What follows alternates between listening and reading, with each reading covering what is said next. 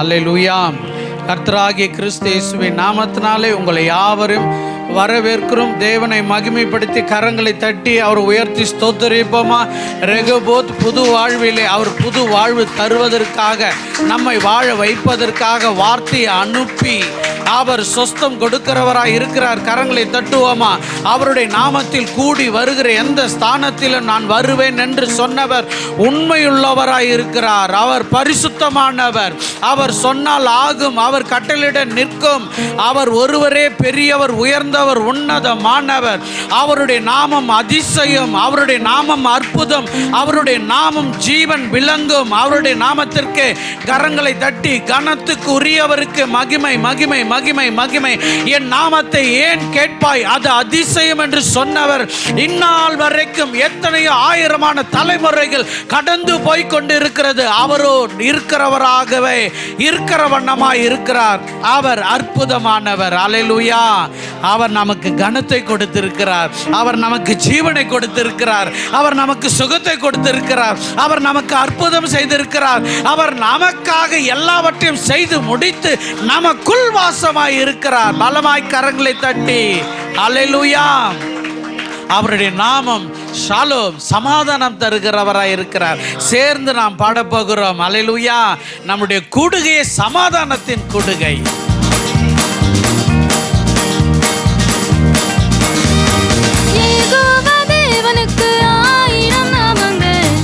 சொல்லி பாடிடுவேன், கர்த்தர் செய்த நன்மைகள் ஆயிரம், கரம் தட்டி பாடிடுவேன். யெகோவா தேவனுக்கு ஆயிரம் நாமங்கள், எதை சொல்லி பாடிடுவேன். என் கர்த்தர் செய்த நன்மைகள் ஆயிரம், கரம் தட்டி பாடிடுவேன். Jehovah Shalom, Jehovah Shammah, Jehovah ருவா, Jehovah Rapha, Jehovah Shalom, Jehovah Shammah, Jehovah ருவா, யெகோவா ரஃபா. யெகோவா தேவனுக்கு ஆயிரம் நாமங்கள், எதை சொல்லி பாடிடுவேன். கர்த்தர் செய்த நன்மைகள் ஆயிரம், கரம் தட்டி பாடிடுவேன். யெகோவா தேவனுக்கு, யெகோவா தேவனுக்கு ஆயிரம் நாமங்கள், எதை சொல்லி பாடிடுவேன். என் கர்த்தர் செய்த நன்மைகள் ஆயிரம், கரம் தட்டி பாடிடுவேன். என் நீரம் கண்டீரையா, ஏக்கமெல்லாம் தீர்த்தீரையா. தாகத்தோடு வந்தபோது ஜீவன் தண்ணீர் எனக்கு தந்தி, தாகம் எல்லாம் தீர்த்தீரையா. எல்ரோய்க்கு எல்ரோய்க்கு அல்லேலூயா. என்னை நீரை கண்டீரையா, ஏக்கமெல்லாம் தீர்த்தீரையா. நான் தாகத்தோடு வந்தபோது ஜீவன் தண்ணீர் எனக்கு தந்து, தாகம் எல்லாம் தீர்த்தீரையா. Jehovah Shalom, Jehovah Shammah, Jehovah ருவா, Jehovah Rapha, Jehovah Shalom, Jehovah Shammah, Jehovah ருவா, யெகோவா ரஃபா. யெகோவா தேவனுக்கு ஆயிரம் நாமங்கள், எதை சொல்லி பாடிடுவேன். கர்த்தர் செய்த நன்மைகள் ஆயிரம், கரம் தட்டி பாடிடுவேன். யெகோவா தேவனுக்கு, யெகோவா தேவனுக்கு ஆயிரம் நாமங்கள், எதை சொல்லி பாடிடுவேன். கர்த்தர் செய்த நன்மைகள் ஆயிரம், கரம் தட்டி பாடிடுவேன். எல்ஷடாயும் நீங்க தாங்க, சர்வ வல்ல தேவனாக என்னை என்றும் நடத்துவீங்க. எபினேசரும் நீங்க தாங்க, உதவி செய்யும் தேவனாக என்னை என்றும் தாங்குவீங்க. எல்ஷடாயும் நீங்க தாங்க, சர்வ வல்ல தேவனாக என்னை என்றும் நடத்துவீங்க. எபினேசரும் நீங்க தாங்க, உதவி செய்யும் தேவனாக என்னை என்றும் தாங்குவீங்க. Jehovah Shalom, Jehovah Shammah, Jehovah ருவா, Jehovah Rapha, Jehovah Shalom, Jehovah Shammah, Jehovah ருவா, யெகோவா ரஃபா. யெகோவா தேவனுக்கு ஆயிரம் நாமங்கள், எதை சொல்லி பாடிடுவேன். கர்த்தர் செய்த நன்மைகள் ஆயிரம், பாடிடுவேன். யெகோவா தேவனே, யெகோவா தேவனுக்கு 1000 நாமங்கள் எதை சொல்லி பாடிடுவேன். என் கர்த்தாதி கர்த்தர் செய்த நன்மைகள் 1000 கரம் தட்டி பாடிடுவேன். எங்கும் நீங்க தாங்க, எங்கும் உள்ள தேவன் நீங்க, எந்த நாமம் பாடுவேங்க. இம்மானுவேல் நீங்க தாங்க, மண்ணில் வந்த தேவன் நீங்க, என்றும் என்றும் பாடுவேங்க. எலோஹிம் நீங்க தாங்க, எங்கும் உள்ள தேவன் நீங்க, என்னாலும் பாடுவேங்க. இம்மானுவேல் நீங்க தாங்க, மண்ணில் வந்த தேவன் நீங்க, என்றும் என்றும் பாடுவேங்க. Jehovah Shalom, Jehovah Shammah, Jehovah ரூபா, Jehovah Rapha, Jehovah Shalom, Jehovah Shammah, Jehovah ரூபா, யெகோவா ரஃபா. சொல்லுமா, யெகோவா தேவனுக்கு 1000 நாமங்கள் எதை சொல்லி பாடிடுவேன். என் கர்த்தாதி கர்த்தர் செய்த நன்மைகள் 1000 கரம் தட்டி பாடிடுவேன். யெகோவா தேவனுக்கு, யெகோவா தேவனுக்கு 1000 நாமங்கள் எதை சொல்லி பாடிடுவேன். கர்த்தாதி கர்த்தர் செய்த நன்மைகள் 1000 கரம் தட்டி பாடிடுவேன். அல்லேலூயா. உலகத்திலே தேவர்கள் உண்டு என்பது உண்மைதான். ஆனாலும் அவைகளுக்கு அலங்காரம் தேவை. அவர்களை ஜோடிக்க வேண்டும். என் ஆண்டவராகிய இயேசு கிறிஸ்துவையோ பாட வேண்டும். அல்லேலூயா. யெகோவா தேவனை துதிக்க வேண்டும். யெகோவா தேவனை ஸ்தோத்தரிக்க வேண்டும். யெகோவா தேவனுக்கு நம் நன்றி அறிதலை தெரியப்படுத்த வேண்டும். ஒருமனப்பட்டு வேகமாய் ஏகமாய் ஸ்தோத்திரம் பண்ணி துதிப்போமா. யெகோவா தேவனை இருக்கிறவராகவே இருக்கிறவரே, எனக்காக சூரியனை சந்திரனை உண்டாக்கியவரே, எண்ணி முடியாத நட்சத்திரங்களை எனக்காக உண்டு பண்ணினவரே, கரங்களை தட்டி உம்மை மகிமைப்படுத்தி துதிக்கிறேன். கரங்களை தட்டி உம்மை மகிமைப்படுத்தி துதிக்கிறேன். ஆழத்தில் உள்ள தண்ணீரை எனக்காக வெளியே பீரிட்டு வர பண்ணுகிறவரே உமக்கு ஸ்தோத்திரம். தூரமாய் இருக்கிற சூரியனை காந்தத்தை எனக்காக பூமியில இறக்கி தருகிறவரே உமக்கு ஸ்தோத்திரம். மாத்திரமல்லாமல் எனக்கு ரட்சிப்பை அறில யெகோவா என்னும் கிறிஸ்து வெளிப்பட்டிரு, உமக்கு ஸ்தோத்திரம். எல்ரோய்க்கு அல்லேலூயா, என்னை நீர் கண்டீரையா, ஏக்கமெல்லாம் தீர்த்தீரையா. நம் தாகத்தோடு வந்தபோது ஜீவன் தண்ணீர் எனக்கு தந்து தாகமெல்லாம் தீர்த்தீரையா. எல்ரோய்க்கு அல்லேலூயா, என்னை நீர் கண்டீரையா, ஏக்கமெல்லாம் தீர்த்தீரையா. நம் தாகத்தோடு வந்தபோது ஜீவன் தண்ணீர் எனக்கு தந்து தாகமெல்லாம் தீர்த்தீரையா. Jehovah Shalom, Jehovah Shammah, Jehovah ரூபா, Jehovah Rapha, Jehovah Shalom, Jehovah Shammah, Jehovah ரூபா, யெகோவா ரஃபா. யெகோவா தேவனுக்கு 1000 நாமங்கள் எது சொல்லி பாடிடுவேன். கர்த்தாதி கர்த்தர் செய்த நன்மைகள் 1000 கரம் தட்டி பாடிடுவேன். யெகோவா தேவனுக்கு 1000 நாமங்கள் எதை சொல்லி பாடிடுவேன். என் கர்த்தாதி கர்த்தர் செய்த நன்மைகள் 1000 கரம் தட்டி பாடிடுவேன். அல்லேலூயா. ஆபிரகாமுக்கு யாவே தேவன் வெளிப்பட்டு நான் எல்ஷடாய் என்றார். அல்லேலூயா. ஏன் சொன்னார் தெரியுங்களா? மனதில் பெரிய காரியத்தை மனுஷனுக்காக வைத்து அதை சொன்னார். ஆமென். அல்லேலூயா. அது இன்று நிறைவேறி இருக்கிறது. அந்த ஆபிரகாமுடைய ஆசீர்வாதம் இன்று நமக்குள் இருக்கிறது. அல்லேலூயா. அவர்தான் எல்ஷடாய். மகிமைப்படுத்தி எல்ஷடாயும் நீங்க தாங்க, சர்வ வல்ல தேவனாக என்னை என்றும் தாங்குவீங்க. எபினேசரும் நீங்க தாங்க, உதவி செய்யும் தேவனாக என்னை என்றும் தாங்குவீங்க. எல்ஷடாயும் நீங்க தாங்க, சர்வ வல்ல தேவனாக என்னை என்றும் நடத்துவீங்க. எபினேசரும் நீங்க தாங்க, உதவி செய்யும் தேவனாக என்னை என்றும் தாங்குவீங்க.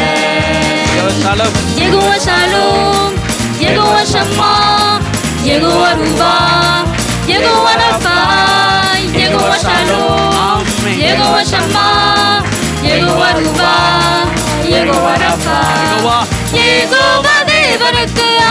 ஆயிரம் நாமங்கள் எதை சொல்லி பாடிடுவேன். என் கர்த்தாவே கர்த்தர் செய்த நன்மைகள் ஆயிரம் கரம் தட்டி பாடிடுவேன். யெகோவா தேவனுக்கு யெகோவா தேவனுக்கு ஆயிரம் நாமங்கள் எதை சொல்லி பாடிடுவேன். என் கர்த்தாவே கர்த்தர் செய்த நன்மைகள் ஆயிரம் கரம் தட்டி பாடிடுவேன். அல்லேலூயா. என் ஆண்டவராகிய கர்த்தர் அழைப்பு எடுக்கும் போது யாக்கோப்பு விசாரித்து சென்றார். அல்லேலூயா. ஆனால் அங்க போய் மனமகிழ்ச்சியா யாக்கோப்பு எகிப்திலே கம்பீரமாய் ரம்பியமாய் இருந்து பார்வோனை ஆசீர்வதித்தார். காரணம் தெரியுங்களா? ஷம்மா என் கூட இருக்கிறார். அல்லேலூயா. நம் மத்தியில அவர் இருக்கிறார். எவ்வளவு பலமா கையில் தட்ட முடியுமா? அவர் நம் மத்தியில இருக்கிறார். அவர் நம் மத்தியில இருக்கிறார். இந்த விசுவாசம் உருவாக்குகிற விசுவாசம் யெகோவா ஷம்மா நம்மோடு இருக்கிறார். மகிமைப்படுத்தி Jehovah Shalom, Jehovah Shammah, Jehovah ரூபாம், Jehovah Rapha, Jehovah Shalom, Jehovah Shammah, Jehovah ரூபா, யெகோவா ரஃபா. யெகோவா தேவனுக்கு ஆயிரம் நாமங்கள் எதை சொல்லி பாடிடுவேன்.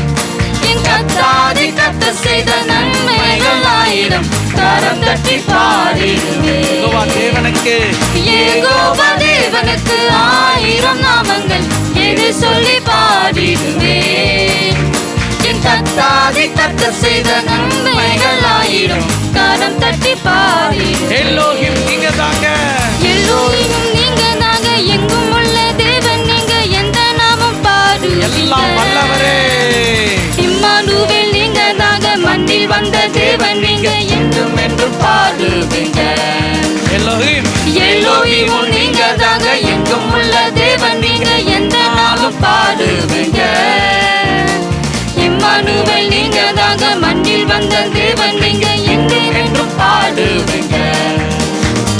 Jehovah Shalom, Jehovah Shammah, Jehovah ரூபா, Jehovah Rapha, Jehovah Shalom, Jehovah Shammah, Jehovah ரூபா, யெகோவா ரஃபா. யெகோவா தேவனுக்கு ஆயிரம் நாமங்கள் எதை சொல்லி பாடிடுவேன்.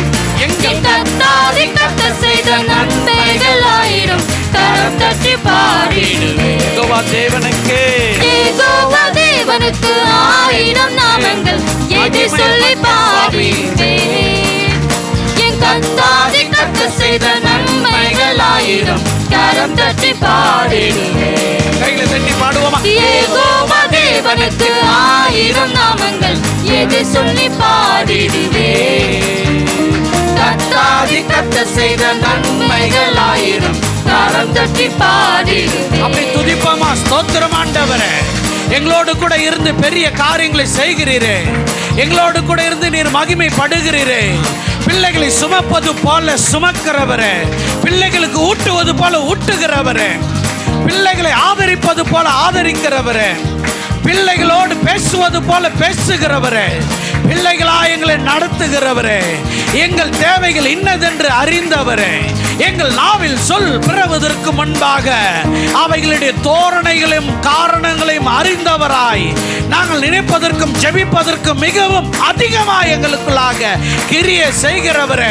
ஒன்றுமில்லாமல் பூமியிலே வந்தேன் கரங்களை தட்டி, வெறுமையாய் வந்தேன் கரங்களை தட்டி, இன்றைக்கோ அநேகருக்கு கொடுக்கத்தக்கதாக எனக்கும் இருந்து கொண்டு அடுத்துகளும் கொடுக்கத்தக்கதாக சம்பாத்தியம் பண்ண பலன் தருகிறவரே, புத்தி தருகிறவரே, அறிவு தருகிறவரே, திறமை தருகிறவரே, நல்ல ஆலோசனைகளை தருகிறவரே, கரங்களை தட்டி உம்மை மகிமைப்படுத்துகிறேன். அல்லேலூயா. மகள் சத்தமாய் துதிக்க மகிழ்மையின் இருக்கும் உள்ள தேவனே, அப்பா உம்மை நன்றியோடு ஸ்தோத்திரிக்கிறோம். இந்த அருமையான வேலை கொடுத்ததுக்காக நன்றி செலுத்துகிறோம் ஆண்டவரே. கர்த்தாவே உம்மை துதிக்கிறோம். யெகோவா ரஃபாவே உம்மை துதிக்கிறோம். எல்ஷடாவே உம்மை துதிக்கிறோம். ராஜாதி ராஜாவே உம்மை துதிக்கிறோம். எங்கள் மகிமையின் தேவனே உம்மை துதிக்கிறோம். பரலோக பிதாவே உம்மை துதிக்கிறோம். மகிமையின் தேவனே உம்மை துதிக்கிறோம். அப்பா உமக்கு நன்றி செலுத்துகிறோம் அப்பா. நன்றி இந்த செலுத்துகிறோம். வேலை கொடுத்ததுக்காக நன்றி செலுத்துகிறோம் நன்றி அப்பா. ஆண்டவரே. இந்த துதி ஆராதனை கொடுத்ததுக்காக நன்றி செலுத்துகிறோம் அப்பா. இயேசு கிறிஸ்துவின் நாமத்தினாலே ஜெபிக்கிறோம் நல்ல பிதாவே, ஆமென். ஆமென் ஆமென் அல்லேலூயா. இஸ்ரவேல் ஜனங்கள் எகிப்தை விட்டு புறப்பட்ட போது அவர்கள் அனாதைகள், அவர்கள் திக்கற்றவர்கள், அவர் தேசமற்றவர்கள். ஆனால் மகிமை இறங்கி வரும்போது தான் அந்த ஜனங்களை குறித்து பயம் உண்டானது, அந்த ஜனங்களை குறித்து திகில் பிடித்தது, அந்த ஜனங்களை குறித்து அறிந்து கொண்டார்கள் உலகம் இவர்கள் விசாலத்தை மூடுகிறவர்கள், இவர்களுக்கு இயற்கை எதிர்கொண்டு வருகிறது, இவர்களுக்கு தேவன் சாதகமாக இருக்கிறார் என்று. அல்லேலூயா. மகிமை நம்மை நிரப்ப நிரப்ப அப்படித்தான் ஆகும். ஆமென். என்ன நிரப்புங்கப்பா உங்க வல்லமையாலே, என்ன நிரப்புங்கப்பா உங்க அக்கினியாலே, என்ன நிரப்புங்கப்பா உங்க வல்லமையாலே, என்ன நிரப்புங்கப்பா உங்க அக்கினியாலே. நிரப்பிடுங்க என்ன நிரப்பிடுங்க, ஆவினாலே நிரப்பிடுங்க, நிரப்பிடுங்க என்ன நிரப்பிடுங்க, வல்லமையாலே நிரப்பிடுங்க, நிரப்பிடுங்க நிரப்பிடுங்க என்ன நிரப்பிடுங்க, ஆவினாலே நிரப்பிடுங்க, நிரப்பிடுங்க என்ன நிரப்பிடுங்க, வல்லமையாலே நிரப்பிடுங்க. நிழலை தொடுவோர் சுகத்தை பெறணும், கற்றையை தொடுவோர் அற்புதம் பெறணும், நிழலை தொடுவோர் சுகத்தை பெறணும், கற்றையை தொடுவோர் அற்புதம் பெறணும். பேதுரு போல் என்ன நிரப்பிடுங்க, பவுலை போல் பயன் பரப்பிடுங்க, பேதுரு போல் என்னை நிரப்பிடுங்க, பவுலை போல் பயன் பரப்பிடுங்க, நிரப்பிடுங்க என்ன நிரப்பிடுங்க, ஆவினாலே நிரப்பிடுங்க, நிரப்பிடுங்க என்ன நிரப்பிடுங்க, வல்லமையாலே நிரப்பிடுங்க. அக்கினி நதியை என்னை கொண்டு பாய்ந்திட செய்யும், தெருவெல்லாம் அக்கினி நதியை என்னை கொண்டு பாய்ந்திட செய்யும். செய்திடுங்க ஐயா செய்திடுங்க, நதியாய் பாய்ந்திட செய்திடுங்க, செய்திடுங்க ஐயா செய்திடுங்க, நதியாய் பாய்ந்திட செய்திடுங்க, நிரப்பிடுங்க என்ன நிரப்பிடுங்க, ஆவினாலே நிரப்பிடுங்க, நிரப்பிடுங்க என்ன நிரப்பிடுங்க, வல்லமையாலே நிரப்பிடுங்க. உலர்ந்த எலும்பாய் இறந்தது போதும், உயிர் பெற்று எழும்பாய் உதவி செய்யும், உலர்ந்த எலும்பாய் இறந்தது போதும், உயிர் பெற்று எழும்ப உதவி செய்யும், சேனையாக நான் எழும்பணுமே, சாட்சியாக நான் வாழணுமே, சேனையாக நான் எழும்பணுமே, சாட்சியாக நான் வாழணுமே, நிரப்பிடுங்க என்ன நிரப்பிடுங்க, ஆவினாலே நிரப்பிடுங்க, நிரப்பிடுங்க என்ன நிரப்பிடுங்க, வல்லமையாலே நிரப்பிடுங்க, நிரப்பிடுங்க நிரப்பிடுங்க என்ன நிரப்பிடுங்க, ஆவினாலே நிரப்பிடுங்க, நிரப்பிடுங்க நிரப்பிடுங்க என்ன நிரப்பிடுங்க, வல்லமையாலே நிரப்பிடுங்க. அல்லேலூயா. மீண்டும் நிரப்பிடுங்க என்று நாம பாட போகிறோம். அல்லேலூயா. சாலமோன் இந்த ஆவியில நிரம்பினாரா? அல்லேலூயா. ஞானம் இருந்தது, மிக ஐஸ்வர்யம் இருந்தது, ஆனால் உனக்குள் எனக்குள் தேவனுடைய ஜீவன் இருக்கிறது. அபிஷேக பாத்திரம் நாம். ஆமென். அல்லேலூயா. கர்த்தரை சுமக்கிறவர்கள், கிறிஸ்துவை வெளிப்படுத்துகிறவர்கள். அல்லேலூயா. நிரப்பிடுங்க நிரப்பிடுங்க என்று பாடி மகிமைப்படுத்துவோம். நிரப்பிடுங்க என்ன நிரப்பிடுங்க, ஆவினாலே நிரப்பிடுங்க, நிரப்பிடுங்க என்ன நிரப்பிடுங்க, வல்லமையாலே நிரப்பிடுங்க, நிரப்பிடுங்க என்ன நிரப்பிடுங்க, ஆவினாலே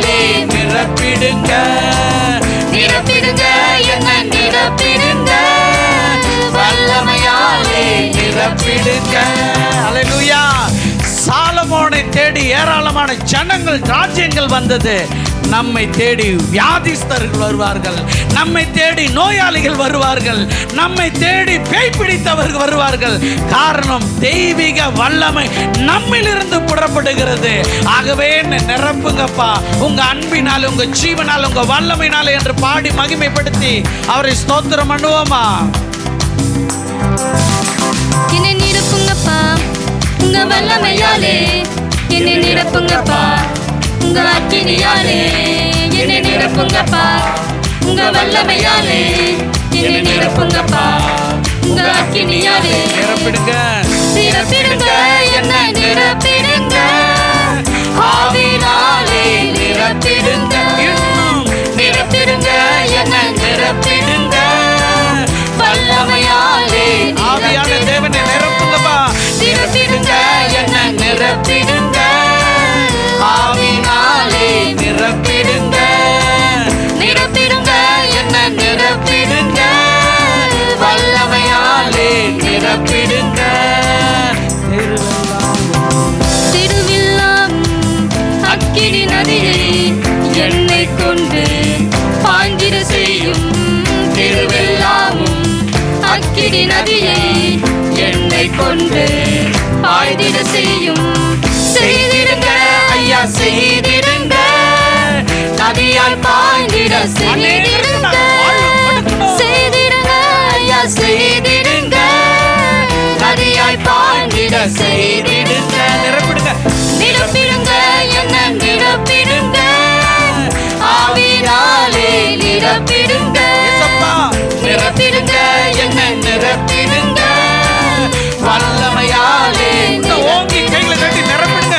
நிரப்பிடுங்க, என்ன நிரப்பிடுங்க, ஆவியினாலே நிரப்பிடுங்க, நிரப்பிடுங்க, என்ன நிரப்பிடுங்க, வல்லமையாலே நிரப்பிடுங்க. ஒருமனப்பட்டு கைகளை தட்டி மகிமைப்படுத்தி துதிப்போமா? இன்ன விதமா கேட்பது காரியம் இன்ன விதமா என்று உங்களுக்கு தெரியாதபடியினாலே, நமக்கு தெரியாதபடியினாலே, இன்னது வேண்டும் என்று அவர் நமக்காக வேண்டுதல் செய்கிற பரிசுத்த ஆவியானவராய் இருக்கிறபடினாலே, சொத்தை கேட்கல, சுகத்தை கேட்கல, பொண்ணை கேட்கல, பொருளை கேட்கிற பிதாவுடைய ஜீவன் நமக்குள் வரும்படியாய், கிறிஸ்து இயேசுவுடைய வல்லமையுள்ள ரத்தம் நமக்குள்ளாக கிரியை செய்யப்படுவார். உயிரோடு எழுந்தவருடைய உயிர்த்தெழுதல் வல்லமை நமக்குள் விளங்கும்படியாய் ரெகோபோத்திலே புது மலர்ச்சி. கைகளை தட்டி, கைகளை தட்டி, கைகளை தட்டி, கைகளை தட்டி, எனக்கு அறிவு, படிப்பு, புத்தி, ஞானம் இவைகளெல்லாம் இருந்த என்ன புண்ணியம் ஐயா, செல்வம், செழிப்பு இவைகளெல்லாம் இருந்த என்ன புண்ணியம், சௌந்தரியம், அழகு, பலம் இருந்த என்ன புண்ணியம். கர்த்தர் எங்களோடு சமா கூட இருந்து, நிறைவானவர் எங்களோடு கூட இருந்து, இன்னும் பலமாய், இன்னும் பலமாய், இன்னும் பலமாய், இன்னும் பலமாய். மகன் சமாய் துதிப்ப நம்ம சேர்ந்து கொள்வோம். Valave tudikom, Eshela tudikom, Elohim tudikom, Ebenezer tudikom, Shalom devne tudikom, Misak devne tudikom, Eliam devne tudikom, Eshela tudikom, Elohim tudikom, Ebenezer tudikom, Warapa tudikom, Apapidave tudikom, Valave tudikom, Valave tudikom, Eshela tudikom, Nalave tudikom, Esnam nalpidave. Amen. ஆமென். ஹல்லேலூயா. பழைய ஏற்பாட்டில் தாவீது குறித்து ஏராளமான காரியத்தை சொல்லி வருவது போல, புதிய ஏற்பாட்டிலும் அப்போஸ்தலர் பணியில தாவீது குறித்து சொல்லப்படுது. எனக்கு பிரியமானதெல்லாம் ஈசாயின் குமாரன் செய்கிறான். ஹல்லேலூயா. என்னுடைய இருதயத்துக்கு ஏற்றவைகளை செய்கிறான். என்ன செய்தா தெரியுங்களா? துதிப்பதே தகும். தேவனே உம்மை துதிப்பதே எனக்கு தகும். என் துக்கத்தின் மத்தியிலும், என் வேதனையின் மத்தியிலும், என் நெருக்கடியின் மத்தியிலும் நீர் செய்தவைகளை நான் தியானிக்கிறேன், எனக்குள் நான் அனல் கொள்ளுகிறேன் என்று தேவனை துதித்து மகிமைப்படுத்துகிறார். அல்லேலூயா. அவர் சித்தம் செய்வதே தேவனுக்கு பிரியமாயிருக்கிறது. சித்தம் செய்வதில் தான் நான் மகிழ்ச்சி அடைகிறேன். வசனம் இதயத்திலே தினம் தியானமாய் கொண்டுள்ளேன். சித்தம் செய்வதில் தான் நான் மகிழ்ச்சி அடைகிறேன். வசனம் இதயத்திலே தினம் தியானமாய் கொண்டுள்ளேன். ஹல்லேலூயா, ஹல்லேலூயா,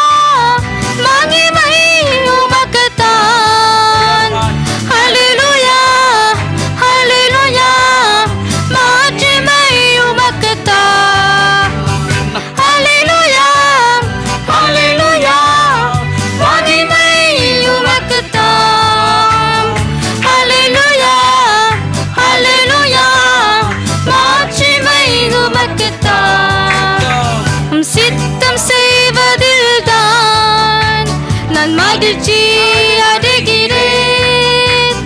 வசனம் இதயத்திலே தினம் தியானமாய் கொண்டுள்ளேன்.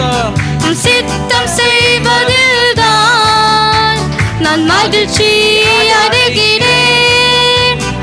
வசனம் இதயத்திலே தினம் தியானமாய் கொண்டுள்ளேன். காத்திருந்தேன் பொறுமையுடன், கேட்டீரே என் வேண்டுதலை. காத்திருந்தேன் பொறுமையுடன், கேட்டீரே என் வேண்டுதலை. குழியில் இருந்து தூக்கி கண்மாலில் நிறுத்தினீரே. குழியில் இருந்து தூக்கி கண்மாலில் நிறுத்தினீரே. அல்லேலூயா, அல்லேலூயா, மகிமை உமக்குத்தான். அல்லேலூயா, அல்லேலூயா, மாட்சிமை உமக்குத்தான். அல்லேலூயா, அல்லேலூயா, மகிமை உமக்குத்தான். அல்லேலூயா, அல்லேலூயா, மாட்சிமை உமக்குத்தான். துதிக்கும் புதிய பாடல் என் நாவில் எழச் செய்தீரே. துதிக்கும் புதிய பாடல் நாவில் எழச் செய்தீரே. பலரும் இதை பார்த்து பார்த்து நம்புவார்கள் உம்மையே. பலரும் இதை பார்த்து பார்த்து நம்புவார்கள் உம்மையே. அல்லேலூயா, அல்லேலூயா, மகிமை உமக்குத்தான். அல்லேலூயா, அல்லேலூயா, மாட்சிமை உமக்குத்தான். அல்லேலூயா, அல்லேலூயா, மகிமை உமக்குத்தான். அல்லேலூயா, அல்லேலூயா, மாட்சிமை உமக்குத்தான். எத்தனை எத்தனை நன்மைகளோ என் வாழ்வில் நீர். எத்தனை எத்தனை நன்மைகளோ என் வாழ்வில் நீர் செய்தீர். என்ன இயலாதையா, விவரிக்க முடியாதையா. என்ன இயலாதையா, விவரிக்க முடியாதையா. அல்லேலூயா, அல்லேலூயா, மகிமை உமக்குத்தான். அல்லேலூயா, அல்லேலூயா, மாட்சிமை உமக்குத்தான். அல்லேலூயா, அல்லேலூயா, மகிமை உமக்குத்தான். அல்லேலூயா, அல்லேலூயா, மாட்சிமை உமக்குத்தான். அல்லேலூயா. தாவீது ஓடிக்கொண்டிருந்த காலத்திலே அவரோடு கூட களைப்படைந்து ஓடினவர்கள் அயர்ந்திருப்பார்கள். அவரோ அவருடைய வேதத்தில் இப்பொழுது நம் சமீபத்தில் கேள்விப்பட்டது என்ன? இரவெல்லாம் நான் தியானமாக இருப்பேன். நீர் செய்த நன்மைகளை எண்ணிக்கொண்டே இருப்பேன். நீ நடத்துகிற விதத்தை குறித்து, என் சரீரத்திற்கு கொடுத்த பலத்தை, என் ஆத்மாவுக்கு கொடுத்த பலத்தை, நீர் என் சம்பாத்தியத்தை, என் சம்பத்தை ஆசீர்வதிக்கிற விதத்தை நினைத்து நினைத்து உமக்கு நன்றி சொல்லுவேன் என்று சொல்லிக் கொண்டிருக்கிறார். அல்லேலூயா. நன்றி அறிதல் உள்ளம் அவருக்கு பிரியமானது. எத்தனை எத்தனை நன்மைகளோ என் வாழ்வில் நீர் செய்தீர். எத்தனை எத்தனை நன்மைகளோ என் வாழ்வில் நீர் செய்தீர். என்ன இயலாதையா, விவரிக்க முடியாதையா. என்ன இயலாதையா, விவரிக்க முடியாதையா. அல்லேலூயா, அல்லேலூயா,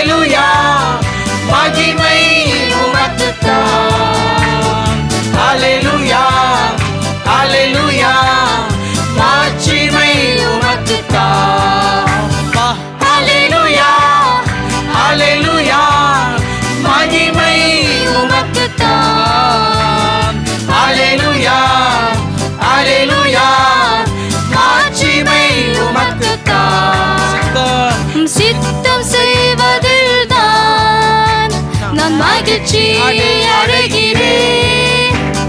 வசனம் இதயத்திலே தினம் தானமாய் கொண்டுள்ளேன். சித்தம் செய்வதில் நான் மகிழ்ச்சி அடைகிறேன். வசனம் இதயத்திலே தினம் தியானமாய் கொண்டு கைகளை அசைத்து அல்லேலூயா அல்லேலூயா அல்லேலூயா மகிமை உமக்குத்தான். அல்லேலூயா அல்லேலூயா மாட்சிமை உமக்குத்தான். மீண்டும் அல்லேலூயா அல்லேலூயா மகிமை உமக்குத்தான். அல்லேலூயா அல்லேலூயா மாட்சிமை உமக்குத்தான். கர்த்தர் எனக்கு நன்மை செய்தபடியானால் நான் அவருக்கு ஸ்தோத்திர பலிகளை செலுத்துவேன். ரட்சிப்பின் பாத்திரத்தை கையில் ஏந்திக் கொண்டு அவர் என்னை ரட்சித்தார் என்பதற்கு அடையாளமாய், அவர் என்னை காக்கிறார் என்பதற்கு அடையாளமாய், அவர் என்னை காண்கிறார் என்பதற்கு அடையாளமாய், அவர் என்னை நடத்துகிறார் என்பதற்கு அடையாளமாய், அவர் என்னை வெறுமையாய் விட்டாமல் தனிமையாய் விட்டாமல் நிரப்புகிறார் துணை நிற்கிறார். ஓங்கிய புயம் என் புயத்தை பலப்படுத்துகிறது. வல்லமையுள்ள வெண்கல பாதம் என் பாதத்திற்கு முன்பாக நடந்து செல்கிறது. பலமாய் கைகளை தட்டுகிறேன். சேனைகளின் கர்த்தர் என்னோடு இருக்கிறேன், எங்களோடு கூட இருக்கிறேன். உமக்கு ஸ்தோத்திரம், உமக்கு ஸ்தோத்திரம்.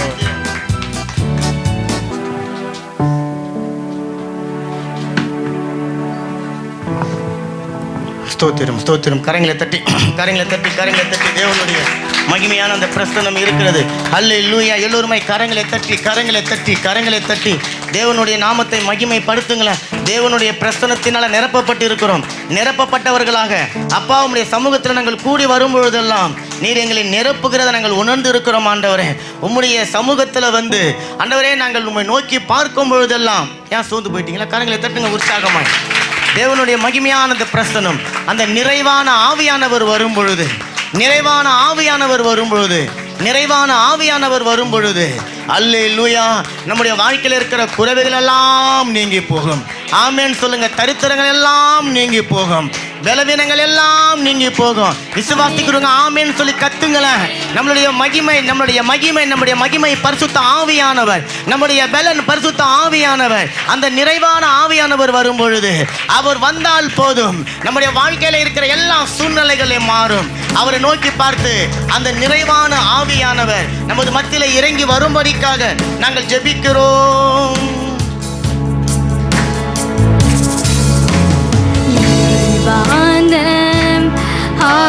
ஆவியானவரே நீர் வரும்போது குறைவுகள் மாறுமே.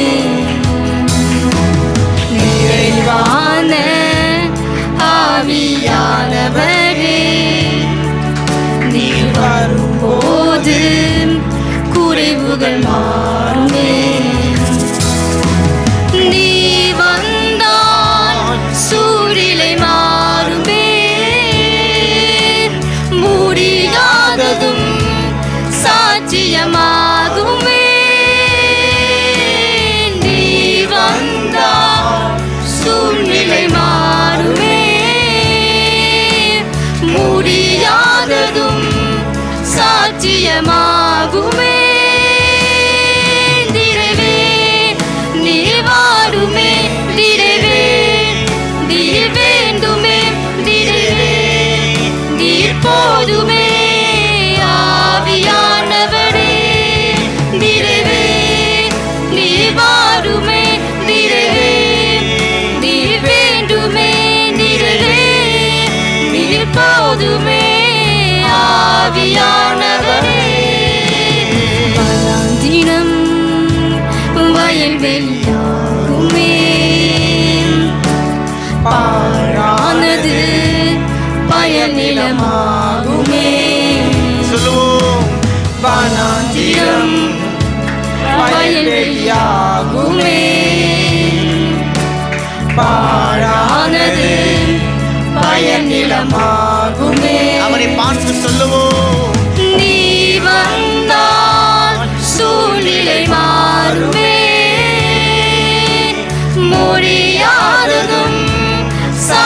சாட்சியமாகுமே. நீர் வந்தால் சூழ்நிலை மாறுமே. முடியாததும் சாட்சியமாகுமே. எல்லோருமாய் நிறைவே நீர் வாருமே நிறைவே. நீர் வேண்டுமே நிறைவே. நீர் போதுமே ஆவியானவரே நிறைவே. நீர் வாருமே நிறைவே. நீர் வேண்டுமே நிறைவே. நீர் போதுமே ஆவியானவரே. தினம் மெலனாய் மாறுமே. சுகவீனம் சுகமாய் மாறுமே. விசுவாசத்தோடு கூட அறிக்கை செய்வோம். வீனம் மெலனாய் பாடிக்கொண்டிருக்கிற ஒவ்வொருடைய சரீரத்திலும் இருக்கிற பலவீனங்கள் சுகவீனம் சுகமாய் மாறுமே. நீ வந்தால் சூழ்நிலை மாறுமே. சூழ்நிலைகளை மாற்றக்கூடிய வல்லமை முடியாததும் சாட்சியமாகுமே. அசாத்தியங்களை எங்கள் வாழ்க்கையில செய்யக்கூடிய ஒரு வல்லமை வந்தால் பாடிக்கொண்டிருக்கிற சூழ்நிலை இந்த நாள் ஆராதனையில மாறுமே. வந்திருக்கிற ஒவ்வொருவருக்குள்ளும் இறங்கிக் கொண்டிருக்கிறது. சுகத்தின் ஆவியானவரால பலத்தின் ஆவியானவரால நிரப்பப்பட்டுக் கொண்டிருக்கிறார்கள். நிறைவே நீர் வாருமே நிறைவே. நீர் வேண்டுமே நிறைவே. நீர் போதுமே கரங்களை உயர்த்தி ஆவியானவரே சொல்லலாமா? நிறைவே. நீர் வாருமே நிறைவே. நீர் வேண்டுமே நிறைவே. நீர் போதுமே ஆவியானவரே. அவரை பார்த்து சொல்லுங்க. நம்முடைய வாழ்க்கையினுடைய ஒவ்வொரு சூழ்நிலையிலும் அந்த நிறைவானவர் நம்மோடு கூட இருந்தால் போதும். நம்முடைய குடும்பத்தில் இருக்கிற குறைவுகள், சரீரத்தில் இருக்கிற குறைவுகள், பிள்ளைகள் மத்தியில் இருக்கிற குறைவுகள், நம்முடைய தேவைகளில் இருக்கிற குறைவுகள் எல்லாவற்றையும் நிறைவாக்கக்கூடிய பூரண ஐஸ்வர்ய சம்பனராய் இருக்கிற கர்த்தராகிய இயேசு கிறிஸ்து நமது மத்தியில் அவர் இறங்கிக் கொண்டு வந்திருக்கிற கரங்களை தட்டி சொல்லுங்க. எல்லோருமாய் உற்சாகமே கரங்களை தட்டி நிறைவா அசைவாடுகிற ஆவியானவர் இதோ நமது மத்தியில் இறங்கி வந்து அசைவாடி சரீரத்தில் இருக்கிற பலவீனங்கள் யாராருக்கெல்லாம் சரீரத்தில் பலவீனம் இருக்கிறதோ அந்த இடத்துல கரங்களை வைத்துக் கொள்ளுங்க. பார்த்து போதும். யாரெல்லாம் உங்களுடைய சரீரத்துல பலவீனம் இருக்கிறத கரங்களை வைங்கள. சொல்லுங்க எந்தெந்த பகுதியில் பலவீனங்கள் இருக்கிறது கரங்களை வைத்து சொல்லுங்க. தேவனுடைய ஆலயத்தில் நான் வந்திருக்கிறபடியினால நான் பலவீனன் இல்லை அப்பா. உம்முடைய பலத்தினால இடை கட்டப்பட்டவனாய் நான் இந்த நாளில் இங்கிருந்து நான் போக வேண்டும். அல்லேலூயா.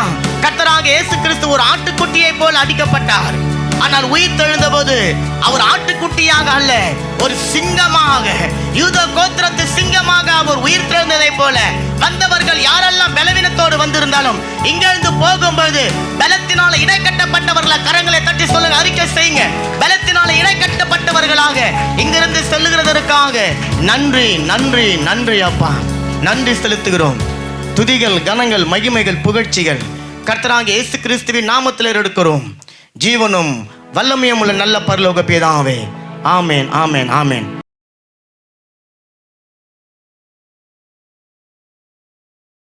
மீண்டும் உங்கள் ஒவ்வொருவரையும் கர்த்தராகிய இயேசு கிறிஸ்துனுடைய பரிசுத்த நாமத்தினாலே வாழ்த்தி வரவேற்கிறோம். நம்ம வாசித்த அந்த யோவான் 14வது அதிகாரம் 26வது வசனம். அந்த வசனத்தை இப்படியாக சொல்கிறது. என் நாமத்தினாலே பிதா அனுப்ப போகிற பரிசுத்த ஆவியாகிய தேற்றரவாளனே எல்லாவற்றையும் உங்களுக்கு போதித்து நான் உங்களுக்கு சொன்ன எல்லாவற்றையும் உங்களுக்கு நினைப்பூட்டுவார். அப்போ கடந்த ஒரு சில வாரங்களாக பரிசுத்த ஆவியானவருடைய கிரியைகளை குறித்து நாம் தியானித்து கொண்டு வருகிறோம். அப்போ நல்லா கவனிங்க. போன வாரம் நம்ம ஆவியானவர் குறித்து யோவான் 16வது அதிகாரத்தினுடைய 8வது வசனத்தின்படி பரிசுத்த ஆவியானவர் கண்டித்து உணர்த்துகிறார் அப்படின்னு சொல்லி நம்ம பார்த்து கொண்டு வந்தோம். இன்றைக்கும் பரிசுத்த ஆவியானவர் கண்டித்து உணர்த்துகிறார் என்ற அதே வசனத்தை தான் நம்ம தியானிக்க போகிறோம், என்னுடைய 2வது பகுதியாக. ஆனால் சென்ற வாரம் நம்ம பார்க்கும்போது அந்த கண்டித்து உணர்த்துகிறார் அப்படின்ற வார்த்தைக்கு நம்ம ஒரு வார்த்தையை ஆவியானவர் கொடுத்தார். அதை வச்சு நம்ம தியானிச்சோம். அது என்ன வார்த்தைங்க? கன்வின்ஸ் பண்ணுறது. ஆமென். பரிசுத்த ஆவியானவர் நம்மை கன்வின்ஸ் பண்ணி தேவனுடைய பாதையில், தேவனுடைய காரியங்களில் நாம் எங்கேயாவது தவறு செய்து கொண்டிருக்கிற நேரங்களில் நம்மை கன்வின்ஸ் பண்ணி நம்மை மறுபடியும் நேரு வழியாக நடத்துகிற அந்த ஊழியத்தை அவர் செய்கிறார் என்று சொல்லி நம்ம சென்ற வாரம் பார்த்தோம். அதே பரிசுத்த ஆவியானவர் இன்றைக்கும் அவர் கண்டித்து உணர்த்துகிறவராக இருக்கிறார். இப்போ அந்த கண்டித்து உணர்த்துகிற ஆவியானவர் கன்வின்ஸ் பண்ணுகிறாருன்னு சொல்லி போன வாரம் பார்த்தோமே. அந்த கன்வின்ஸ் எதன் அடிப்படையில் அவர் பண்ணுறாருன்னு சொன்னால், தேவனுடைய வார்த்தையின் அடிப்படையில், தேவனுடைய வசனத்தின் அடிப்படையில். பரிசுத்த ஆவியானவர் தன்னுடைய சொந்தத்திலிருந்து எடுத்து பேச மாட்டார் என்று சொல்லி இயேசு கிறிஸ்துவே பரிசுத்த ஆவியானவரை குறித்து சாட்சி கொடுத்திருக்கிறார். அவர் சுயமாய் ஒன்றையும் பேச மாட்டார். என்னிடத்தில் கேள்விப்பட்டவைகளை, யார் இடத்துலங்க? யார் இடத்துல கேள்விப்பட்டது? இயேசு கிறிஸ்துவினிடத்துல கேள்விப்பட்டதை அவர் உங்களுக்கு ஞாபகப்படுத்தி நினைப்பூட்டி அதை குறித்து உங்களுக்கு போதித்து உங்களை கன்வின்ஸ் பண்ணுவார் அப்படின்னு சொல்லி இயேசு கிறிஸ்து சொல்றாரு. அப்போ அந்த கன்வின்ஸ் பண்ணுகிற அந்த காரியத்தை குறித்து நம்ம போன வாரம் பார்த்தோம். அப்போ கண்டித்து உணர்த்துகிறார் பரிசுத்த ஆவியானவர் சொல்லும்போது அதுல கடிந்து கொள்ளுகிற ஒரு ஊழியம் இருக்கு. ஆமீன். அப்போ ஒரு சபையில, ஒரு குடும்பத்துல, ஒரு சமுதாயத்தில் ஒரு தவறு செய்யும்போது அதை கண்டித்து உணர்த்துறாங்க இல்லைங்களா? இப்போ சமுதாயத்தில் ஒரு குற்றம் நடந்து போச்சுன்னு சொன்னால் அதை கண்டித்து உணர்த்துக்கிறதுக்கு யார் இருக்கிறாங்க? கோர்ட் இருக்குது, ஜட்ஜு இருக்கிறாங்க. அவங்க அந்த மனுஷனை கண்டித்து உணர்த்துறாங்க. ஏதோ அவனுக்கு புரிய வைக்கிறாங்க அல்லது அவனுக்கு தண்டனை கொடுக்குறாங்க. அதோடு அவங்களுடைய வேலை முடிஞ்சு போச்சு. தண்டனை கொடுத்தவனே ஜட்ஜி போய் அதுக்கப்புறம் டெய்லி ஃபோன் அடித்து அவன் வந்தானே, ஜெயிலுக்கு வந்தானே, அவன் தெரிஞ்சுட்டானா கேட்பாரா? கேட்க மாட்டார். அதை பிடிச்சி கொண்டு போய் விட்டார போலீஸ்காரர், அவர் டெய்லி போய் கோர்ட்டில் கேட்டுன்னு இருப்பாரா? அவங்க வேலை, ஒருத்தன் தவறு பண்ணால் அவனை பிடிக்க வேண்டியது, கொண்டு போய் நீதிக்கு முன்பாக நிற்க வேண்டியது, நீதிக்குரிய தண்டனையை கொடுக்க வேண்டியது, கொடுத்து முடிஞ்சு போச்சு. இப்போ அவங்க அடுத்த வேலைக்கு போயிடுவாங்க. இப்போ ஒரு தகப்பன் இருக்கிறார் வீட்டில், பிள்ளைகள் தவறு பண்ணுது. அப்போ பிள்ளைகளை அவர் தண்டிச்சுட்டு விட்டுருவாரா? விட மாட்டார். இப்போ கண்காணிக்கிறார். என்ன பண்ணுறாருங்க? கண்காணித்து அந்த பிள்ளைகள் அந்த வழியில் நடக்கிறதா என்பதை அவர் சோதித்து பார்த்து கொண்டே இருக்கிறார். இப்போ சபையிலையும் அப்படிதான். தவறு நடக்கும்போது, தப்பு நடக்கும்போது, தெரிந்தோ தெரியாமலையோ நடக்கக்கூடிய காரியங்களை கண்டித்து உணர்த்துகிறது யாருங்க? ஆவியானவர். கண்டித்து ஆவியானவர் உணர்த்தும் பொழுது அந்த கண்டிப்புக்கு கலங்கி, அந்த கண்டிப்புக்கு காயப்பட்டு, அந்த கண்டிப்புக்கு சோர்ந்து போய் என்னதான் பாஸ்டர் சொல்லிட்டார் என்று சொல்லி மனம் என்ன சொல்லுது, மனம் கஷ்டப்பட்டு அல்லது மனம் மடிவாகி போவதற்காக பலிபீடத்திலிருந்து வார்த்தைகள் வருவது கிடையாது. மாறாக பரிசுத்த ஆவியானவர் நமக்கு உணர்த்துகிறார். ஆமென். கண்டிக்கிறது மாத்திரம் ஒரு வேலை கிடையாது, அதை அவர் உணர்த்துகிறார். அப்போ நான் சொல்லியிருந்தேன், அந்த உணர்த்துதல் என்ற வார்த்தை தான் கன்வின்ஸ் பண்ணுறது. நம்ம கண்டித்து கன்வின்ஸ் பண்ணுறார். என்ன கன்வின்ஸ் பண்ணுறாரு? நீ செஞ்சதெல்லாம் நீ தப்பு, அல்லது நீ இதில் கொஞ்சம் தவறு பண்ணியிருக்கிற என்பதாக அவர் சொல்லி நம்மை அந்த நேரான ஒரு பாதைக்கு நரகாழ்த்து கொண்டு போகிறார். அப்போ கண்டித்து உணர்த்துதல், கன்வின்ஸ் பண்ணுதல்னு சொன்னாக்கா கடிந்து கொள்ளுறதும் அதில் இருக்கிறது, உணர்த்துதலும் அதில் இருக்கிறது, விஷயத்தை ஒருவருக்கு புரிந்து கொள்கிற விதத்தில் அவங்களுக்கு புரிய வைக்கிறதும் இருக்கிறது, அல்லது விளங்காத காரியங்களை நமக்கு விளங்கும்படிக்கு சொல்லி அதில் நம்ம புரிய வைக்கிறது. இது எல்லாமே அந்த தேற்றரவாளர் என்று சொல்லப்பட்ட பரிசுத்த ஆவியானவருடைய வேலை. ஆமென். அப்போ இன்றைக்கும் நாம் அதே கண்டித்து உணர்த்துகிறவர் என்ற அந்த வார்த்தையின் அடிப்படையில் இன்னைக்கு 2வது பகுதியை வாசிக்க போகிறோம். யோவான் 16வது அதிகாரம் 8வது வசனம். அவர் வந்து பாவத்தை குறித்தும் நீதியை குறித்தும் நியாய தீர்ப்பு குறித்தும் உலகத்தை கண்டித்து உணர்த்துவார். ஆமா, இந்த வசனத்தை நம்ம சென்ற வாரம் வாசித்தோம். பாவத்தை குறித்து, நீதியை குறித்து, நியாய தீர்ப்பை குறித்து பரிசுத்த ஆவியானவர் யாரை கண்டிக்கிறாருங்க? உலகத்தை. ஆமென். அந்த உலகம் என்கின்ற வார்த்தை யாரை குறிக்கிறது என்று சொல்லி நம்ம சென்ற வாரம் பார்த்தோம். அது யாரை குறிக்குதுங்க? உலகம் என்ற வார்த்தை யாரை குறிக்குது? அவரை விசுவாசிக்காமல் இருக்கிறவங்க. இயேசு கிறிஸ்துன்றவரை விசுவாசிக்கணும். விசுவாசித்த பிறகுதான் ஏற்றுக்கொள்றதா ஏற்றுக்கொள்ளக்கூடாதான்னு ஒரு தீர்மானம் வரும். ஏற்றுக்கொண்டாச்சு, ஏற்றுக்கொண்ட பிறகுதான் ரட்சிக்கப்படணுமா படக்கூடாதான்ற ஒரு தீர்மானத்தை எடுக்க முடியும். அப்போ முதல் ஸ்டெப்பு இயேசு கிறிஸ்துவ விசுவாசிக்கிறது இல்லை. என்னன்னு விசுவாசிக்கிறது இல்லை?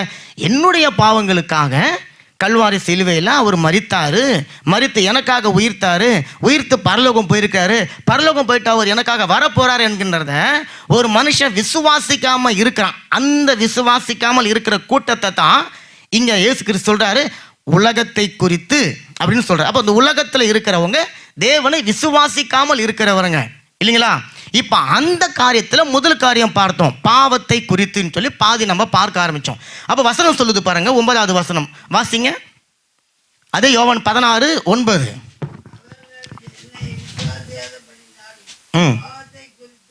போதுங்க. வசனம் சொல்லுது, அவர்கள் என்னை விசுவாசியாதபடினாலே பாவத்தை குறித்து நான் சொன்னேன். இயேசு கிறிஸ்துவை விசுவாசிக்காமல் ஒரு மனுஷன் இருக்கும்போது தான் அது பாவம் இல்லைங்களா? சென்ற வாரம் சொல்லியிருந்தா பாவத்திலேயே பிரதானமான பாவம் எதுங்க? அவிவிசுவாசம். பாவத்திலேயே பிரதானமான பாவம் அவிவிசுவாசம். ஆமேன். ஏதோ விபச்சாரமோ வேசித்தனமோ ஏதோ மற்ற காரியம் அதெல்லாம் பாவம் தான். ஆனால் எல்லா பாவத்துக்கும் மூலமான பிரதானமான காரணம் இயேசு கிறிஸ்துவை ஒரு மனுஷன் விசுவாசிக்காமல் இருக்கிறது தான் பிரதானமான பாவம். அப்படி விசுவாசிக்காமல் இருக்கிறவர்களை பார்த்து அந்த பாவத்தை குறித்து பரிசுத்த ஆவியானவர் கண்டித்து உணர்த்துகிறார். அதை நம்ம போன வாரம் விளக்கமாக பார்த்தோம். அப்போ அவிவிசுவாசத்தில் இருக்கிறவங்க நரகத்துக்கென்று தங்களை அர்ப்பணித்தவங்க. தேவன் அவர்களை நரகத்துக்கென்று முன் குறிக்கல, அவர்களாகவே தங்களை நரகத்துக்கென்று முன் குறித்து அதற்காகவே தங்களை அர்ப்பணித்து அதற்காக வாழ்ந்து கொண்டு இருக்கிறாங்க, ஓடிக்கொண்டு இருக்கிறாங்கன்னு சொல்லி நம்ம பார்த்தோம். இப்போ அதே நேரத்தில் ரட்சிக்கப்படாதவங்க அவிவிசுவாசத்தில் செயல்படுறதை நம்ம கொண்டு பார்த்தோம் போன வாரம். இன்றைக்கும் பாருங்க, ரட்சிக்கப்பட்டு இருப்போம், தேவனுடைய சபையில் தேவனை ஆராதித்து கொண்டு இருப்போம், நமக்குள்ளாரையும் அநேக சூழ்நிலைகளில் அவிவிசுவாசம் கிரியை செய்கிறதை பார்க்க முடியும். எத்தனை பேர் இதை விசுவாசிக்கிறீங்க? அவிவிசுவாசம் இருக்கு அவங்களுக்குள்ளார இருக்குதுங்களா? ஆமாம் இருக்குது. நம்மகிட்ட நிச்சயமாக அவிசுவாசம் இருக்குது. அப்போ அவிவிசுவாசமாக எந்த காரியத்தில் நீங்கள் இருக்கிறீங்க? நாமளே அநேக காலங்கத்தில் இயேசு கிறிஸ்துவை விசுவாசிக்காமல் செயல்படுகிறோம். சபையில் ரட்சிக்கப்பட்டு இருக்கிறவங்க தெரியுங்களா? சபைகளில் பாருங்களேன், இயேசு கிறிஸ்துவை ஆராதிக்கிறோம், இயேசு கிறிஸ்துவை நம்ம தேவனை ஏற்றுக்கொள்கிறோம், ரட்சிக்கப்படுறோம், அவரால் அற்புதங்கள் அதிசயங்களை பெற்றுக்கொள்கிறோம்.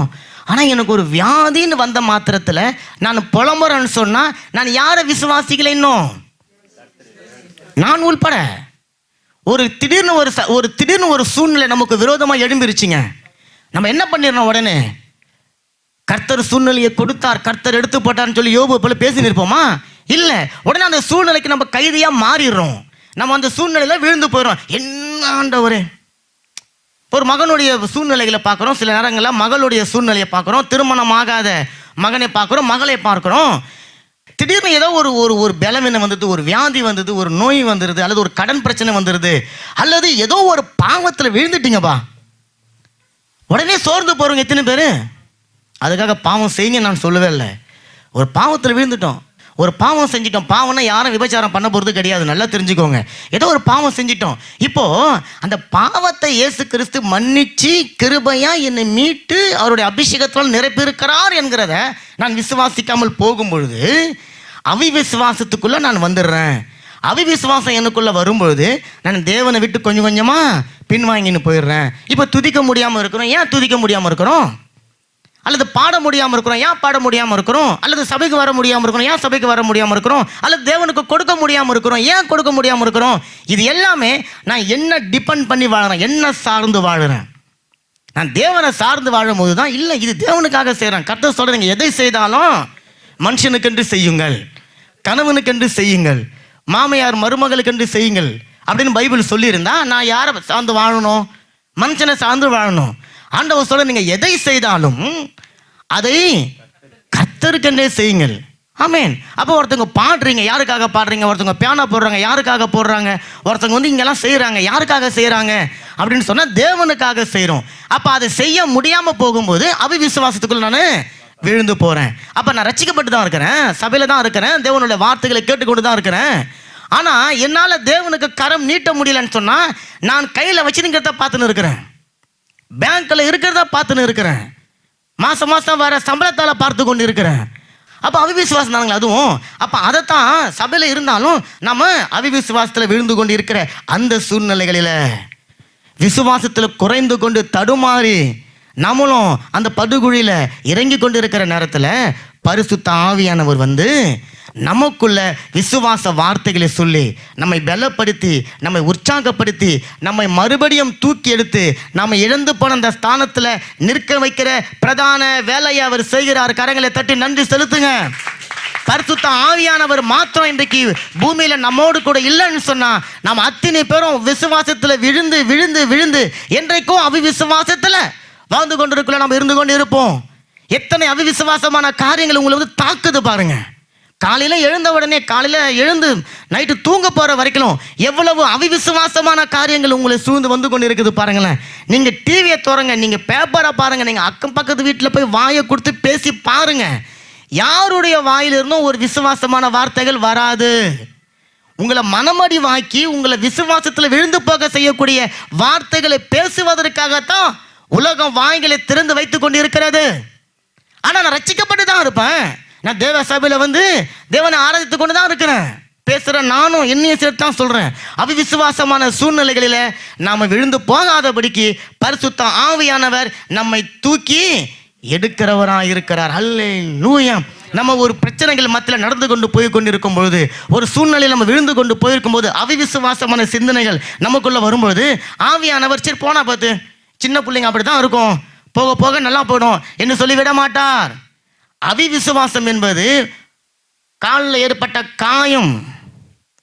அதை நீங்கள் உடனே பார்த்து மருந்து போடலன்னு சொன்னால் வெளியில் காயம் ஆறி தான் இருக்கும், உள்ளே என்ன பண்ணி கொண்டு இருக்கும், புறையோடி கொண்டு இருக்கும். ஒரு நாளைக்கு காலையோ கையோ வெட்டி எடுத்தாதான் வாழ முடியும் என்ற சூழ்நிலைக்கு உங்களையும் கொண்டு போய் தள்ளி விட்டுடும் பாருங்க. அப்போ அவிவிசுவாசம். அதான் இயேசு கிறிஸ்து சொல்றாரு, அவிவிசுவாசத்தினுடைய சூழ்நிலையில இருக்கும்போது தான் அவர் தேற்றரவாளர் வந்து உங்களை என்ன பண்ணுவாராம், சகல சத்தியத்திற்குள்ளாராம். ஆமென். சகல சத்தியத்திற்குள்ளாரையும் உங்களை அவர் நடத்துகிறார். யோவான் 8ஆம் அதிகாரம் 7வது வசனம். அவர்கள் ஓயாமல் அவர் கேட்டுக்கொண்டிருக்கையில் நிறுத்தி படிங்க. அவர் நிமிர்ந்து பார்த்து, உங்களில் பாவமில்லாதவன் இவள் மேல் முதலாவது கல்லெறி கடவன் என்று சொல்லி பாருங்க. இந்த சம்பவம் நம்ம எல்லாருக்குமே தெரிஞ்ச ஒரு சம்பவம். இந்த யோவான் 8வது அதிகாரத்தில் விபச்சாரத்தில் கண்டுபிடிக்கப்பட்ட ஒரு ஸ்திரியை பரிசேயர்கள் சதுசேயர்கள் இயேசுவின் இடத்துல அழைத்து கொண்டு வராங்க. அது வந்து ஒரு காலை நேரமாக இருக்குதுங்க. காலையிலேயே இவங்களுக்கு நல்ல ஒரு சான்ஸ் கிடச்சிடுச்சு. என்னன்னா, காலையில் யாரோ ஒரு ஸ்திரீ விபச்சாரம் பண்ணியிருக்கிறாங்க. இவங்க அதை பார்த்துட்டாங்க. இப்போ பிடிச்சு கொண்டு வந்துட்டாங்க. பிடித்து கொண்டு வந்துட்டு இயேசு கிறிஸ்து சொல்லிட்டு கேட்குறாங்க. இயேசுகிட்ட கேட்குறாங்க, இயேசுவே இந்த ஸ்திரீக்கு என்ன தண்டனை கொடுக்கலாம்? நான் அந்த சம்பவத்துக்குள்ளே டீப்பாக போல நான் உங்களுக்கு ஓவரால் சொல்கிறேன். அப்போ இயேசுகிட்ட வந்து அவங்க கேட்குறாங்க, நான் உங்களுக்கு இந்த பெண்ணுக்கு என்ன தண்டனை கொடுக்கலாம்? நல்லா கவனிங்க, அவங்க கேட்டது தவறு கிடையாது. ஏன்னா ஒரு பெண்ணு நிச்சயமாக விபச்சாரம் பண்ணிட்டாங்க. அப்போ யூதர்கள் சட்டத்தின் பிரகாரம் அவங்களுக்கு ஏதோ ஒரு தண்டனை கொடுக்கணும், ஒரு தண்டனை கொடுக்கப்பட வேண்டும். அதை வந்து இயேசுகிட்ட வந்து கேட்குறாங்க, இயேசுவே மோசே நியாயப்பிரமாணங்கள் இப்படி சொல்லியிருக்கிறாரு, இந்த பெண்ணுக்கு என்ன தண்டனை கொடுக்கலாம் நீங்க சொல்லுங்க என்று சொல்லி கேட்குறாங்க. அவங்க கேட்டது தப்பு கிடையாது.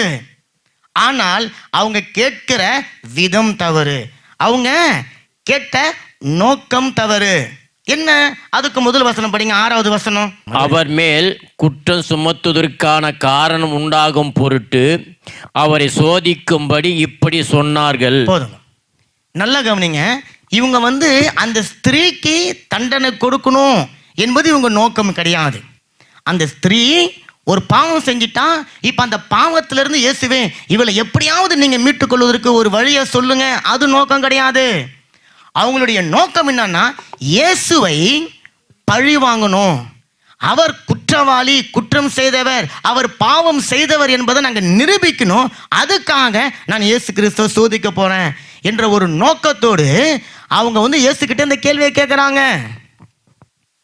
இப்போ இதே மாதிரி ஒரு சம்பவம் நமக்கு தெரியும். இயேசு கிறிஸ்து சோதிக்கப்படும் போது பிசாசானவன் வந்து இயேசுவின் இடத்துல பல சோதனைகளை வைத்தான். எத்தனை சோதனை வைத்தான்?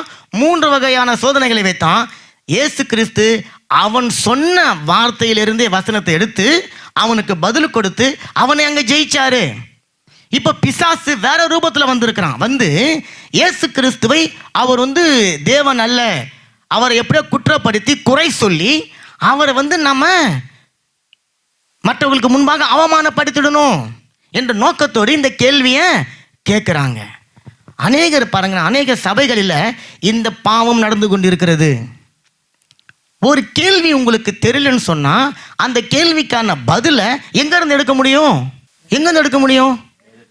ஆமாம், ஒருவேளை உங்களுக்கு தெரியல அப்படின்னு சொன்னால் யாரை நீங்கள் கேட்கணும்? பாஸ்டர் கேட்கணும். இப்போ நிறைய பேர் எப்படி நம்ம கேள்வி கேட்பாங்க, இந்த கேள்விக்கு பாஸ்டருக்கு பதில் தெரியுதான்னு சொல்லி நான் பார்க்க போகிறேன். இப்போ வெள்ளிக்கிழமை நம்ம எல்லாரும் தியானித்தோம்.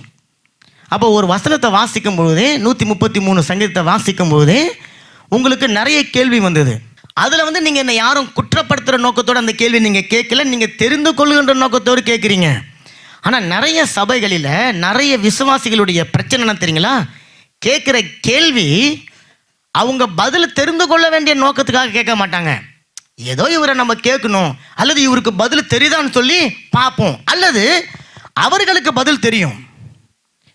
அவர்களுக்கு பதில் தெரியுதுனால எனக்கு இந்த பதில் தெரிஞ்சு இந்த பதில் பாஸ்டருக்கு தெரியுதான்னு சொல்லிட்டு நம்ம என்ன பண்ண போகிறோம்? டெஸ்ட் பண்ண போகிறோம். பண்ணி என்ன பண்ண போகிறீங்க? என்ன பண்ண போகிறீங்க? ஒன்றும் பண்ண முடியாது. அதனால தூக்கி அவரை உடனே நீங்கள் பாஸ்டருக்கு மறுநாளத்துக்கு நம்ப போயிட போகிறோமா? இல்லை. அப்போ ஆண்டவர் சொல்கிறாரு, நீங்கள் கேட்குற விதத்தை குறித்து எப்படி இருக்கணும்? ஆமாம், காதில் கேட்குறதும் சரி, இந்த கேட்குறதும் சரி. அப்போ நிறைய கேள்விகள் உங்களிடத்துலேருந்து வரணும். ஆனால் அந்த கேள்வி 2 நோக்கத்துக்காக தான் இருக்கணும். முதல் நோக்கம், அந்த கேள்விக்குரிய பதிலை பெற்று நீங்கள் ஆவில வளரணும். 2வது, தேவ நாமம் அதில் மகிமைப்படணும். வேற எந்த விதமான காரணமும் இல்லை. பாஸ்டுக்கு எல்லா கேள்விக்குமே பாஸ்டுக்கு பதில் தெரிய வேண்டிய அவசியம் கிடையாது. புரியுதுங்களா? நானும் உங்களை முறை எல்லா உலகத்தில் இருக்கிற எல்லா பாஸ்ட்டுமே 40 வருஷம் ஊழியம் செஞ்ச ஒரு பாஸ்ட்டு கூட கற்றுக்கொண்டு தான் இருக்கிறார். டெய்லி எல்லாம் அவருக்கு தெரிஞ்சுதான் அவரை பேக் பண்ணிட்டு வராங்க ஆண்டவர் அடுத்த நாள். தெரியுங்களா உங்களுக்கு? அப்போது தயவு செய்து கேட்குற அந்த சும்மா எதையாவது லொடலொடன்னு கேள்வி கேட்டுன்னு இருக்காதீங்க. உங்களுக்கு எல்லா கேள்விகளுக்கும் பதில் தெரிய வேண்டிய அவசியம் இல்லை. ஏன் தெரிய வேண்டிய அவசியம் இல்லை? எல்லா கேள்விக்கும் பதில் தெரிஞ்சால் நீங்கள் சபைக்கு வர மாட்டீங்க. அப்புறம் எதுக்கு சபை? இப்போ ஆண்டவர் எப்போ வருவாருங்க? யாருக்காவது தெரியுமா? எப்போ தெரியாது. இப்போ நாளைக்கு காலைல 11 மணிக்கு ஆண்டவர் வரான்னு சொன்னால், நான் சொல்லிட்டேன், இப்போ நாளைக்கு காலைல 11 மணிக்கு ஆண்டவர் வரான்னு சொன்னால் நீங்கள் யாரும் உட்காந்துருப்பீங்களா? யாரும் உட்காந்துருக்க மாட்டோம். எல்லாரும் வீட்டை வித்தமா, அதை வித்தமா, போய் ஹோட்டலில் சாப்பிட்டோமா, பிடிச்ச மாதிரி சாப்பிட்டோமா, எங்கேயாவது போமா, ஃப்ரெண்டு கிடச்சோமா, நீ ரெடியாக இருக்கிறியாப்பா காலைல 11 மணிக்கு. இப்போ இன்றைக்கி உட்காந்து எல்லாருக்கும் ஃபோன் பண்ணுற வேலை தான். மாமாவுக்கு, அத்தைக்கு, பெரியப்பாவுக்கு, ஃப்ரெண்டுக்கு, செத்து போனவங்களுக்கு, செத்து போகாதவங்களுக்கு எல்லாருக்கும் ஃபோன் அடிச்சு நாளைக்கு காலைல 11 மணிக்கு ஆண்டவர் வராராம், எல்லாம் ரெடியாக பேக் பண்ணிவிடுங்க அப்படி சொல்லி அதில் உட்காந்து கொண்டு இருப்போம். அதனால தான் ஆண்டவர் சொல்கிற, அது வருது யாருக்குமே தெரியாது. தெரிய வேணாம். ஒரு விஷயம் தெரியாமல் இருக்கிறது தான் நல்லது.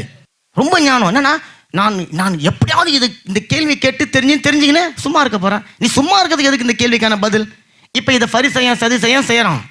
அவன் சொல்கிறான், நியாய பிரமாணத்தின்படி மோசேஸ் சொல்கிறார், விபச்சாரத்தில் ஒருத்தவங்க கண்டுபிடிக்கப்பட்டா அவங்களுக்கு இந்த தண்டனை. என்ன தண்டனை? தெரியுதானே வந்து கேட்குறீங்க? தெரியுது தானே. ஆனால் ஏன் இயேசு வந்து கேட்குறீங்க? இப்போ இயேசு இந்த தண்டனை கொடுக்கணும் என்பது இயேசுக்கு தெரியுமா தெரியாதுங்களா? இப்போ இயேசுக்குள்ளார பரிசுத்த ஆவியானவர் சொல்கிறாரு, இவங்க பேசின்னு இருந்தாங்கல்ல, என்ன பேசிக்குவாங்கன்னு தெரியும். இவங்க இயேசுவை சோதிக்க போகிறாங்க, இயேசு மேலே குற்றம் கண்டுபிடிக்க போகிறாங்க, இயேசு மேலே ஒரு பழி போட போகிறாங்க. என்ன, இவர் மோசேக்கு விரோதமாக நடந்துட்டா இவர் தேவனால் அனுப்பப்பட்டவர் இல்லை, அல்லது இந்த பொண்ணுக்கு எதையாவது ஒரு தவறான தீர்ப்பு கொடுத்துட்டாக்கா இவர் வந்து என்ன பண்ணிட்டாருங்க, ஏதோ ஒன்று சொல்லி இவரை குற்றம் கண்டுபிடிச்சிடணும் என்கின்ற ஒரு நோக்கம். இப்போ நல்லா பாருங்க வசனம். இயேசு கண்கள் ஏறெடுத்து பார்த்தார். 10வது வசனம் பாருங்களேன். இயேசு நிமிர்ந்து அந்த ஸ்திரியை தவிர வேறு ஒருவரையும் காணாமல். போதுங்க. இயேசு அங்கே நிமிர்ந்து பார்க்கும்போது அங்கே யாருங்க இருந்தது? ஸ்திரீ இருந்துச்சு. ஆனால் அவங்க அழைத்து கொண்டு வரும்போது யார் அழைத்து கொண்டு வந்தாங்க? இல்லை, யாரை அழைத்து கொண்டு வந்தாங்க? ஒரே ஒரு ஸ்திரீ அழைத்து கொண்டு வந்தாங்க. விபச்சாரம் ஒரு பொண்ணால் தனியாக பண்ண முடியுமா? அப்போ அந்த ஆம்பளை எங்கே? நியாயம் தானே. இப்போ காலையில் ஒருத்தர் விபச்சாரம் ஒரு பொண்ணு பண்ணிட்டா அப்படின்னா, விபச்சாரம் பண்ண அந்த பொண்ணு கூட விபச்சாரம் பண்ண ஒரு ஆம்பளை இருக்கும். எங்க அவன் எங்க? ஆமாம். இப்போ இவங்க அநீதியாக நடந்து கொள்கிறாங்க. என்னன்னா, விபச்சாரம் பண்ண ஆம்பளை நீ எஸ்கேப் ஆகிடுன்னு சொல்லிட்டு அந்த பொண்ணை மட்டும் பிடிச்சிட்டுன்னு வராங்க. இட்டுன்னு வந்து இயேசு கிறிஸ்துக்கு முன்னாடி நிற்க வைக்கிறாங்க. இப்போ இயேசு கிறிஸ்துக்கு நல்லா தெரியும் வந்து இருக்கிறது ஒரே ஒரு பொண்ணு தான். ஆனால் இவங்க தப்பிக்க விட்டுட்டாங்க. இவங்களே முதல்ல நியாயமாக நடக்கலை, நீதியாக நடக்கலை. ஆண்டவர் தெரிஞ்சுக்கிச்சு. இப்போ ஆண்டவர் சொல்கிறாரு, இப்போ பாருங்கள், பரிசுத்த ஆவியானவர் அவருக்குள்ளே இருந்து அவங்களுக்கு போதிக்க போகிறார். என்ன போதிக்க போகிறார்? அவர் சொல்கிறாரு அந்த வசனத்தில், 7ஆம் வசனத்தினுடைய பிற்பகுதி. அவர்கள் ஓயாமல் அவரை கேட்டுக்கொண்டிருக்கையில் அவர் நிமிர்ந்து பார்த்து, உங்களில் பாவம் இல்லாதவன் இவள் மேல் முதலாவது கல்லை எரிய கடவன். ஆண்டவர் என்ன சொல்றாரு? ஒரு மனுஷனை நியாயம் தீர்க்கிற அதிகாரத்தை, உரிமையை தேவன் ஒருவனுக்கும் கொடுக்கல. எந்த ஒரு மனுஷனும் நீங்க நியாயம் தீர்த்திடாதீங்க. எந்த மனுஷன் மேலே நீங்க அவ்வளவு சீக்கிரத்தில் குற்றத்தை சொல்லி அவங்களை நீங்க காயப்படுத்திடாதீங்க. நம்ம எப்படி இருக்கிறோம்? இப்போ அவங்களுக்கு நினைப்பு, நான் பரிசேயன், நான் சதுசேயன், நான் அப்படி ஆக்கும், நான் இப்படி ஆக்கும், நான் வேதத்தை கரைச்சி குடிச்சிருக்கிறேன், நான் செய்கிறது தான் கரெக்டு, நான் சொல்கிறது தான் கரெக்டு, நான் என்ன நடக்கிறேனோ அதுதான் நீதியானது, நான் இப்படித்தான் நடப்பேன், என்னை யாரும் கேட்க முடியாது என்கின்ற அந்த ரீதியில் இவங்க அந்த பொண்ணு மேலே ஒரு குற்றத்தை கண்டுபிடிச்சிட்டாங்க. ஆனால் குற்றம் செய்த 2 பேரில் ஒருத்தனை தப்பி விட்டுட்டாங்க அல்லது ஒருத்தனை ஓட விட்டுட்டாங்க. நான் இப்படி யோசனை பண்ணி பார்த்தேன், ஓடி போனவன் அந்த பொண்ணுக்கு என்ன செய்கிறாங்கன்னு சொல்லி பார்க்க அந்த கூட்டத்துக்குள்ளே இருக்கலாம். என்னங்க இருக்கலாம். இப்போ இருந்துன்னு இருக்கிறான், அவனை இருக்கலாம். அவனை தான் பார்க்குறான், இந்த இயேசுன்றவர் என்ன பண்ணுறாரு பார்ப்போமே, நான் விபச்சாரம் பண்ணேன், நான் அப்படி ஆக்கும், நான் இப்படி ஆக்கும், நான் தேவனுடைய பிள்ளை, நான் பண்ணிட்டேன், என்னை யாரும் ஒன்றும் செய்ய முடியாது, பாரு சது செய்ய ஒன்றும் செய்ய முடியல, அவன் செய்ய முடியல, இவன் செய்ய முடியல, அப்போ நான் நிரபராதியாக இருக்கிறேன், இவளுக்கு என்ன தண்டனை கொடுக்க போகிறாங்க, இயேசு என்ன பண்ண போகிறாரு பார்ப்போம். இப்போ இயேசு சொல்கிறாரு, அப்பாப்பா இந்த பொண்ணுக்கு நியாயம் தீர்க்கிற அதிகாரத்தை உனக்கு கொடுக்கல, அதை ஒரு மனுஷனுக்கும் கொடுக்கல. ஒருவேளை நீ அந்த பொண்ணை நியாயம் தீர்க்கணும்னு சொன்னா உனக்கு ஒரு தகுதி வேணும். என்ன தகுதி? நீ பாவம் செய்யாம இருக்கணும். நீ பாவம் செய்யாம இருந்தா அந்த பொண்ணு மேல உனக்கு அதிகாரம் இருக்குது. நீ பாவம் செஞ்சன்னு சொன்னா அந்த பொண்ணு மேல உனக்கு அதிகாரம் இல்லை. இதான் அதுக்கு பதில். உங்கள பாவம் செய்யாதவன் அவள் மேல ஃபர்ஸ்ட் கல் எடுத்து அடிக்கணும். பைபிள் சொல்லுது பாருங்க, அந்த வசனம் 9வது வசனம். அவர்கள் அதை கேட்டு தங்கள் மனசாட்சியினால் கடிந்து கொள்ளப்பட்டு பெரியோர் முதல் சிறியோர் வரைக்கும் ஒவ்வொருவராய் போய்விட்டார்கள். போதும் பாருங்க, அங்க வசனம் சொல்லுது பெரியவங்கள்ல இருந்து சின்ன பொடி மாசு வரைக்கும் எல்லாரும் இருதயத்துல கடிந்து கொள்ளப்பட்டார்களாம். என்ன அநியாயம் பாருங்க. அப்ப அந்த தேசம் எப்படி இருந்துக்குது பாருங்க, அந்த நகரம் எப்படி இருந்துக்குது பாருங்க. சின்ன பிள்ளைங்க கூட பாவம் செய்து கொண்டு இருக்குதுங்க. இது எங்கேயும் நீங்க கேள்விப்பட்ட மாதிரி இல்லைங்க. இந்த வார்த்தையை சின்ன பிள்ளைங்க பாவம் செய்யறது எங்க கேள்விப்பட்டுக்கிறீங்க? என்னங்க உலகம் ஃபுல்லாக நடக்குதுங்க. இந்தியாவில் நீங்கள் கேள்விப்படலை? 12 வயசு பொண்ணு, 13 வயசு பையன், 14 வயசு பையன் தப்பு நடக்குதுங்க, கேள்விப்படலை? அவங்க சிறியவர் தானே. அவங்க வசனம் சொல்லுது பாருங்க, 2000 வருஷங்களுக்கு முன்னாடி அப்படி தான் இருந்தான், இன்னைக்கு அப்படி தான் இருக்கிறாங்க. வசனம் சொல்லுது பெரியவங்க மட்டும் பாவம் செய்யலையா, சின்னவன் கூட பாவம் செஞ்சிருக்கிறான். அவன் விபச்சாரம் செஞ்சான்னு நான் சொல்லலை, அவனும் பாவம் செஞ்சிருக்கிறான். அதனால எடுத்த கல்லை கீழே போட்டுட்டு போயிட்டான். இப்போ நல்லா கவனிச்சுக்கோங்க, ஆண்டவர் சொல்றாரு, நீயும் பாவம் செஞ்சு தேவனுடைய கிருபைக்காக நீ காத்து கொண்டு இருக்கிற, அதே போல தான் இந்த பெண்ணும் பாவம் செஞ்சு தேவனுடைய கிருபைக்காக காத்து கொண்டு இருக்கிற. இயேசு இங்க நீங்க பாவத்தை சப்போர்ட் பண்ணல, நீ விபச்சாரம் பண்ணிடு, நீ பாவம் செஞ்சுட்டு நீ தேவனுடைய கிருபைக்காக காத்துக்கொண்டு, நான் அந்த ரேஞ்சில் சொல்லல. பாவம் செஞ்சிட்டாங்க. இப்போ அவங்களுக்கு தண்டனை முக்கியமா, பாவத்திலேருந்து மனம் திரும்பி வாழ்வது முக்கியமா? எது முக்கியம்? மனம் திரும்பி அவங்க வாழணும். ஏன்னா அவளும் ஆபிரகாமினுடைய குமாரத்தி, அவளுக்கு நியாய தீர்ப்பு கொடுத்து கல்லால் அடிச்சு அவளை சாவடிச்சுட்டா உன் சிந்தனை ஃபுல்லா அடுத்தது எவனை நியாயம் தீர்க்கலாம், அடுத்தது எவ்வளவு நீ நியாயம் தீர்க்கணும் என்ற அந்த நோக்கத்தோடு நீ ஓடிக்கொண்டு இருப்ப. அதனால நியாயம் தீர்க்கிற உரிமை நான் உனக்கு கொடுக்கல, அது தேவனுக்கு சொந்தமானது. அல்லேலூயா. இப்போ சொல்றாரு, நீங்க பாவம் செஞ்சிருக்கிறீங்க, அவ ஏதோ மாட்டிக்கொண்டா, அந்த பொண்ணு பாவம் செய்யும் போது மாட்டிக்கொண்டா, அதனால பிடிச்சி கொண்டு வச்சுருக்கிறீங்க. நீங்களும் பாவம் செஞ்சிருக்கிறீங்க, உங்க பாவம் மறைத்து வைக்கப்பட்டு இருக்கிறது. இந்த பாவம் வெளியரங்கமாக்கப்படும் பொழுது ஒருவரும் அதற்கு முன்பாக நிற்க முடியாது. ஏன்னு சொன்னா எல்லாரும் பாவம் செஞ்சு தேவ மகிமை அட்டவர்களாக இருக்கிறோம் என்று சொல்லி வேதம் சொல்லுகிறது. அப்போ நான் மற்றவங்களை குற்றம் சொல்லி குறை சொல்லி நியாயம் தீர்த்து அவங்க நல்லவங்க இவங்க நல்ல, உனக்கு தெரியுமா அவ இப்படி செஞ்சா, உனக்கு தெரியுமா இவ எப்படி செஞ்சா உனக்கு என்ன புரிதுங்களா? அதெல்லாம் இப்போ அந்த மாதிரி நிறைய காரியங்கள் நடந்து கொண்டு இருக்கு. அப்போ ஆண்டவர் சொல்றாரு, அவன் மாட்டிக்கினா நீங்க யாரும் இன்னும் மாட்டாம இருக்கிறீங்க. அப்போ உங்களுக்கும் இப்படி ஒரு நாள் வரும், தேவனுடைய சிங்காசனத்துக்கு முன்பாக நிற்க வேண்டிய ஒரு நாள் வரும். அப்ப உங்களுக்கும் நான் இரக்கம் பாராட்டணும், உங்களுக்கு நான் கிருபை பாராட்டணும். அதனால் நீ பாவம் செய்யாமல் இருந்தா கல்லை தூக்கி அடி. நான் போன வாரம் கேட்டேன், பாவம் செய்யாதவங்க தான் பரலோகம் போகணும்னு சொன்னால் இயேசுவை தவிர பரலோகம் ஃபுல்லாக காலியாக இருக்கும். நம்புறீங்களா? ஆமாம், பாவம் செய்யாதவங்க பரலோகம் போகவே முடியாதுன்னு சொன்னால் யாருமே போக முடியாதுங்க. உலகத்தில் நம்பர் 1 பாஸ்டர் யாருங்க? நம்பர் 1 பாஸ்டர் எடுத்துக்கோங்களேன், அவரும் பரலோகம் போக முடியாது. ஏன்னா பைபிள் சொல்லுது, யாக்கோப்பு எடுத்துக்கொள்ளுங்க 3ஆம் அதிகாரம் 2வது வசனம்.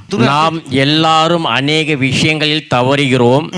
ஒருவன் சொல்லாதவ தவறினால் அவன் பூரண புருஷனும் தன் சரீரம் முழுவதையும் கடிவளத்தினாலே அடக்கி கொள்ளக்கூடியவனுமாய் இருக்கிறான். ஆமா, வசனம் சொல்லுது நம்ம எல்லாருமே தவறு செய்யறோம். என்ன பண்றோங்க? தவறு செய்யறோம். சொல் தவறாதவன் சொல்லிட்டு ஒருத்தனும் கிடையாது. சொல் தவறாதவன் தான் தன்னுடைய சரீரத்தை கடிவாளத்தை போட்டு கட்டி காத்து கொள்ள முடியும். ஆனா அப்படி நம்ம கிடையாது. நம்ம எல்லாரும் ஏதோ ஒரு விதத்துல தவறு பண்றோம். இதைத்தான் ஆண்டவர் அவங்களுக்கு உணர்த்துறாரு, வசனத்தை சொல்லி அவனுக்கு உணர்த்துறார். ஹல்லேலூயா. அப்போ நீயும் பாவம் செஞ்சிருக்கிற, உனக்கும் தேவனுடைய கிருபை தேவை. இப்போ பாருங்க, இந்த வசனத்தை அவங்கள்கிட்ட சொல்லல, ஆனா அதை நினைப்பூட்டுகிறார். ஆவியானவர் இயேசு கிறிஸ்துவின் மூலமாக அவர்களுக்கு நினைப்பூட்டுகிறார். என்னன்னு சொன்னா, நீயும் தவறு செய்கிறவனாக இருக்கிற, நீயும் பாவம் செய்கிறவனாக இருக்கிற, உனக்கும் அந்த கிருபை தேவைப்பா அப்படி என்று சொல்லி தேவன் அங்க அவர்களை எச்சரிக்கிறதை போல சொல்லி கொண்டிருக்கிறார். பிரசங்கி 7வது அதிகாரம் 16வது வசனம். மிஞ்சின நீதிமானாய் இராதே, உன்னை அதிக ஞானியமாக்காதே, உன்னை நீ ஏன் கெடுத்துக்கொள்ள வேண்டும்? ஆமா, ஆண்டவர் சொல்றாரு, உங்களில் பாவம் செய்யாதவன் எவனோ அவன் எந்த கல்லை எறியணுமா? முதல்ல ஒரு கல்லை எடுத்து அடிங்க. இப்போ ஆண்டவர் சொல்ற என்ன அர்த்தம் சொல்றாங்க? நீ மிஞ்சின நீதிமானா இருக்காத. ஏன்னா நீதிமான் தேவனுடைய பார்வைக்கு தான் பாவம் செய்யாதவன், மனுஷனுடைய பார்வைக்கு அவன் பாவம் செய்கிறவன். ஆமேன். பாவம் எல்லாரும் செய்வோம். ஆமேன். ஏன்னா பைபிள் சொல்றது எல்லாரும் பாவம் செய்து தேவ மகிமை அற்றவர்கள் போயிட்டாங்க. இயேசு கிறிஸ்து வந்தாரு, அவர் வந்து செய்ய வேண்டிய காரியங்களை செய்து விட்டு போனாலும் இன்னும் பாவம் உலகத்துல இருக்கிறது. மனுஷன் பாவத்தில் இருக்கிறான். காரணம், நான் இன்னும் சரீரத்தில் இந்த பாவ உலகத்தில் வாழ்ந்து கொண்டு இருக்கிறேன். நான் பரலோகத்துக்கு போகிற கடைசி வினாடி வரைக்கும் என்னை பாவத்தில் தள்ள பிசாசு போராடி கொண்டு இருப்பான். அதனால தான் வசனம் சொல்லுது, பிசாசுக்கு கொஞ்ச காலம் தான் இருக்கிறது என்று சொல்லி அவன் என்ன பண்றானா? ஆமா, அப்ப என்னை எப்படியாவது தள்ளணும். பாவம்னே நான் மறுபடியும் சொல்ற மாதிரி, கோபம் ஒரு பாவம் தான், பொய் ஒரு பாவம், ஆமா, பொறாமை, எரிஞ்சு பேசுறது, எரிச்சல் படுறது, காய்மக்காரம் படுறது, தவறா பேசுறது, இல்லாததை இருக்கிறது போல பேசுறது, எல்லாமே பாவம். அதில் கொலை கற்பழிப்பு என்ன வேணா வச்சுக்கோ, எல்லாமே பாவம் தான். அப்போ கணவன் மனைவிக்குள்ளார இந்த மிஞ்சின நீதிமான சிந்தனை வந்துடும். எப்பவுமே பாருங்களேன், நம்ம வந்து மனைவிமார்கள் என்ன பண்ணுவோம், கொஞ்சம் என்ன பண்ணுவாங்க? ஆமா, ஏன் நம்ம மட்டும் தான் அப்படி பண்ணி, இந்தியன்ஸ் மட்டும் தான் அப்படி பண்ணுவாங்க, வெள்ளக்காரன் அப்படி பண்ண மாட்டாங்க. நம்ம இந்தியன்ஸோட மனநிலை மனைவிமார்கள் எப்போதும் கொஞ்சம் நேற்று போனவரை சொன்ன அவங்க வாயில்லாத, ஆமாம் பிரதர் சொல்கிறார், அடக்கி வச்சுன்னுக்கிறான் அப்படின்னு நம்ம நினைக்கிறோம். அடுத்தது வீட்டில் சவுண்டாக பேசுறது யாருன்னு பாருங்களேன், புருஷன் பேசுவார். அவர் சொல்லிட்டாருன்னா நீ அப்படின்ட்டாருன்னா மனைவி மாருங்க அப்படியே கொஞ்சம் பயந்து நடிக்கணும், அப்படியே அவங்களுடைய வீரெல்லாம் குசினோட முடிஞ்சிடும், சமையல் கட்டோட முடிஞ்சிடும் இல்லைங்களா? சாப்பாட்டில் வீரத்தை காட்டுவாங்க, காரத்தை போட்டுருவாங்க, உப்பை போட்டுருவாங்க, புரியுதுங்களா? அப்போ கணவர் மகள் மனைவியை அடக்கி வச்சுன்னு அங்கே தன்னை மிஞ்சின நீதிமான் மாதிரி காட்டுறது. அதாவது அவர் தப்பு பண்ணிடுவார், ஆனால் அந்த தப்பை வந்து ஒத்துக்கொள்ள மாட்டார், மனைவி மேலே போட்டுருது. சில வீடுகளில் இப்படி ஆப்போசிட்டில் வந்துடும், மனைவிமார்களுடைய கை ஓங்கி இருக்கும், மனைவிமார்கள் கை ஓங்கி இருக்கும். ஏங்கன்னொடனே ஒன்றும் இல்லைம்மா, தோ போயிடுறமான்ட்டு போயிடுவேன். ஒரு சில கணவர்கள் இருக்கிறாங்க, சிலர் வந்து மனைவி ஆவாகவான்னுவாங்க, ஒரு சிலர் வந்து அவங்க சொல்லிட்டாங்க, இவங்க சொல்லிட்டாங்க, அவங்க சொல்லிட்டாங்க, பக்கத்து வீட்டுக்காரங்க சொல்கிற மாதிரி எங்கள் மனைவி சொல்லிட்டாங்கன்னு கூட சொல்ல மாட்டாங்க. அப்போ இந்த மாதிரி இருக்கும். ஒரு சில வீடுகளில் பார்த்தீங்கன்னா பிள்ளைகள் பெற்றோர்களுக்கு போதிச்சுன்னு இருப்பாங்க, கேட்டு இருக்கிறீங்களா? தலையை ஆடுறாங்க, பார்த்துருக்கிறீங்க. பிள்ளைகள் இருக்கிற முடிவு தான், ஏதாவது ஒன்று கேளுங்களா, இன்றைக்கி அங்கே போகலாமா, இல்லை என் பிள்ளைங்களை கேட்கணும், அங்கே போகலாம். அதாவது ஒரு 70 வயசு 80 வயசு ஆளுங்க பரவாயில்ல, ஏன்னா பிள்ளைங்களை டிபெண்ட் பண்ணி வாழறோம். நல்ல சின்ன பிள்ளைங்களை தான் இருப்பாங்க, பிள்ளைங்களை கேட்கணும். அப்போ என்னன்னா இதெல்லாம் மிஞ்சின நீதிமான் நீங்கள் வேற நினச்சிக்காதீங்க. நீதிமான் தேவனிடத்துலேருந்து கிருபை பெற்றுக்கொண்டவங்க. ஆமேன். தேவனிடத்துலேருந்து கிருபை பெற்றுக்கொண்டு அந்த கிருபையை இவங்க ரொம்ப மேன்மையாக நினைத்துக்கொண்டு, கிருபையில் மேன்மை கிடையாது, கிருபையை கொடுத்தவருக்கு தான் மேன்மை. ஆமேன். கிருபையை பெற்றுக்கொண்டு இருக்கிறவங்க அந்த அப்படியே ரொம்ப மேன்மை. அப்போ இந்த அடக்கிற தன்மை, அப்போ இதெல்லாம் ஆண்டவர் சொல்கிறாரு, இந்த மிஞ்சின நீதிமானா நீ இருக்காத. ஏன் அப்படின்னு சொன்னா அது உன்னை கெடுத்து போட்டு விடும். என்ன பண்ணிடுங்க? கெடுத்து போட்டுரும். அப்ப ஆண்டவர் சொல்லி மிஞ்சின நீதிமானா இருக்காத. ரெண்டாவது, அது நம்மளை கெடுத்து விடும். ஏன்? பெருமை, மேட்டிமை, மேன்மை எல்லாம் உங்களுக்குள்ள வந்துச்சுன்னா, எனக்குள்ள வந்துச்சுன்னா நம்மள அது கெடுத்துடும். பைபிள் சொல்லுது, ஆனால் பேதுரு எதிராரு, தாழ்மை உள்ளவனுக்கு தேவன் என்ன பண்றாங்களாம்? கிருபையை கொடுக்கிறாரு. அதனால ஏற்ற காலத்தில் அவர் உயர்த்தும்படிக்கு அவருடைய பலத்த கரங்களுக்குள்ளார நீங்க அடங்கி இருங்க. இருக்கிறது தான் நம்மளால முடிய மாட்டேங்குது. நம்ம வந்து பலூன் மாதிரி எப்போ வெடிக்கணும்னு காத்துன்னு இருப்போம். பார்த்துக்கிறீங்களா? குடும்பத்தில் கணவன் மனைவி வரும்போது யாருன்னா ஒருத்தவங்க அடங்க மாட்டாங்க, அப்படியே வெடிச்சிடணும். அந்த வெடிக்க அங்கே பாருங்களேன், வெடிச்சு முடிஞ்சோன்னே நிறைய பேர் பார்த்துக்கிறீங்களா, கோபத்தை கொட்டிட்டு பிறகு என்ன ஆடுவாங்க நீங்கள் பார்த்துக்கிறீங்களா? அதுக்கப்புறம் பெரிய சூறாவளி வந்து போன மாதிரி அதுக்கப்புறம் மனைவி கிட்ட போய் கோஷிக்காதம்மா, அப்படிமா இப்படிமா, குஞ்சிக்கின்னு நல்லா கவனிங்க. அப்போஸ்தலர் நடவடிக்கைகள் 5ஆம் அதிகாரம் பேதுரு அவரை நோக்கி, அனானியாவே, நிலத்தின் கிரயத்தில் ஒரு பங்கை வஞ்சித்து வைத்து பரிசுத்த ஆவியிடத்தில் பொய் சொல்லும்படி சாத்தான் உன் இருதயத்தை நிரப்பினது என்ன? அதை விற்கும் முன் அது உன்னுடையதாய் இருக்கவில்லையோ? அதை விற்ற பின் அதன் கிரயம் உன் வசத்தில் இருக்கவில்லையோ? நீ உன் இருதயத்திலே இப்படிப்பட்ட எண்ணங்களை கொண்டது என்ன? நீ மனுஷிடத்தில் அல்ல தேவனிடத்தில் பொய் சொன்னாய் என்றான். பாருங்க, இந்த சம்பவம் நம்ம எல்லாருக்கும் தெரியும். அனானியா யாருங்க? சப்பிரால், 2 பேர் ரட்சிக்கப்பட்டு அப்பதான் சபையில வந்து பயங்கர வல்லமையா தேவன் அற்புதம் செய்து கொண்டிருக்கிறாரு. இவங்க அவங்களுடைய சொத்தை எல்லாம் வித்துட்டு அவங்கவுங்க கொண்டு போய் அப்போஸ்தலர்கள் கிட்ட கொடுத்து கொண்டு இருக்கிறாங்க. சொத்துக்களை விற்று எல்லாம் கொண்டு கொடுத்து கொண்டு இருக்கிறாங்க. இப்போ அதே போல் அனனியா சப்பிராலுக்கும் அந்த எண்ணம் வந்தது, தேவனுக்காக நம்ம எதையாவது கொடுக்கணும். இப்போ என்ன பண்ணாங்க? போய் விற்றாங்க. விற்றுட்டு 2 பேரும் ரூமில் உட்காந்து பெட்ரூமில் உட்காந்து யோசனை பண்ணுறாங்க, நம்ம எல்லாத்தையும் விற்றுட்டாக்கா நாளைக்கு நம்ம பிள்ளைங்க பெருசான கல்யாணம் பண்ணதுக்கு காசு இல்லை, அதனால் பாதி எடுத்து நம்ம மறைச்சி வச்சுக்குவோம். வயசாகி போச்சு, நமக்கும் நாளைக்கு நமக்கு வந்து சாப்பாட்டுக்கு காசுலாம் வேணும், இவங்க சீடருங்கிட்ட கொண்டு கொடுத்தாக்கா எல்லாம் வேலைக்கு ஆகாதுன்னு சொல்லிட்டு அவங்க என்ன பண்ணுறாங்க, 2 பேரும் பெட்ரூமில் உட்காந்து பேசி முடிவெடுத்து பாதியை மறைச்சி வச்சுட்டு மீதி பாதியை கொண்டாந்து கொடுக்குறாங்க. இப்போது கொடுக்கும்போது அவங்க என்ன சொல்லி கொடுத்துருக்கணும், இந்த சம்பவத்தை நம்ம ஒரு நாளைக்கு தியானிப்போம். இப்போ அவங்க கொடுத்தது தவறு கிடையாது. அதான் எப்பவுமே பாருங்கள், எந்த ஒரு காரியமும் நம்ம செய்கிறது தவறு, செய்கிற நோக்கம் என்ன? அவங்க இவங்க கொடுத்தது தவறு கிடையாது, கொடுத்த நோக்கம் பாதியை வஞ்சித்து வைத்து கொண்டு மீதி பாதியை கொடுக்குறாங்க. இப்போ அவங்கள கொடுக்க சொல்லி யாரை கட்டாயப்படுத்தினாங்களா? இல்லை, அவங்களாம் ஒரு தீர்மானம் எடுத்துட்டு பாதியை மறைச்சி வச்சுட்டு இப்போ பேதுருவிட்ட சொல்கிறாங்க, பேதுருவே எங்களுடைய நிலத்தினுடைய தொகையை நாங்கள் விற்று கிரயமாக கொண்டாந்து கொடுத்துட்டோம். பாதியை கொடுத்தோன்னு சொல்லியிருந்தா கூட தப்பிச்சிருப்பாங்க. இப்போ கணவன் மனைவி ஒரே ஆவியில் செயல்படுறாங்க, 2 பேருக்குள்ளே மிஞ்சின நீதிமான் தன்மை என்ன வந்துச்சு, இவங்ககிட்ட நம்ம என்ன போய் உண்மையை சொல்லணும். அப்போ என்ன வந்துச்சு, அவனுக்கு என்ன நம்ம சொல்லணும், இது ஏன் கேஸ் தானே, ஏன் பணம் தானே, நான் பாதி வச்சுக்குவேன் அப்படின்னு சொல்கிறாங்க. இந்த சம்பவத்துக்குள்ளே நம்ம போகல. இப்போது கணவன் மனைவி 2 பேரும் மறைக்கணும், பரிசுத்த ஆவியானவர் இடத்துல பொய் சொல்லணும் என்ற ஒரு தீர்மானத்தோடு வந்து அந்த பணத்தை கொடுக்குறாங்க. இப்போது அங்கே ஏதாவது பேதுரு அவங்கள திட்டின மாதிரி அவங்களுக்கு வந்து சாபம் கொடுத்த மாதிரிலாம் ஒன்றும் கிடையாது.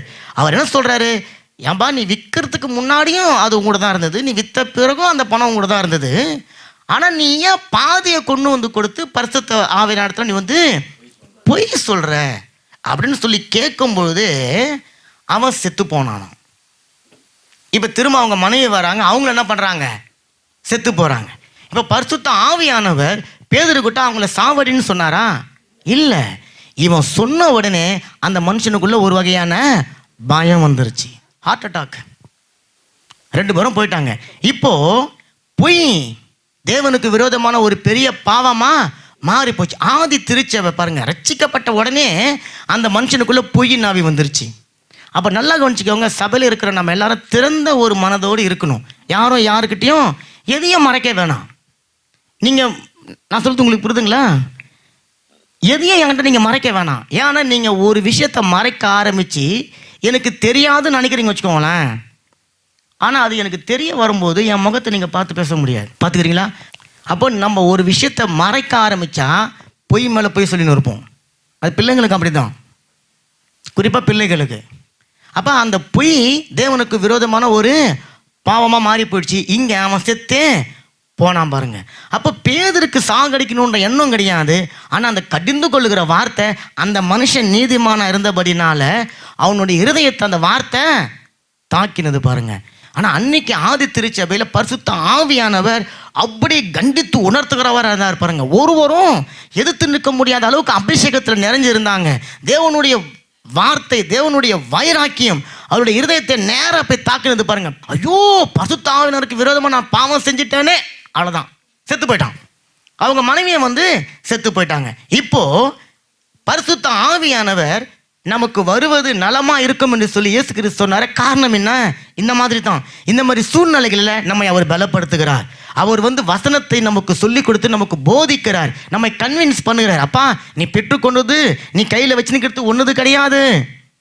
நீ இன்னைக்கு வாழ்ந்து கொண்டிருக்கிற வாழ்க்கை அது உன்னோடது கிடையாது. நீ அனுபவித்துக் கொண்டிருக்கிற ஆசீர்வாதம் அது உன்னது கிடையாது. நீ தரித்திரனா இருக்க வேண்டியவன், நீ பாவியா இருக்க வேண்டியவன், நீ மரித்து போக வேண்டியவன். ஆனால் கர்த்தராக இயேசு கிறிஸ்து தம்முடைய கிருபையினால உன்னை மீட்டு ரட்சித்து உனக்காக அவர் பலியாகி உன்னை நீதிமானாக வைத்திருக்கிறாரு.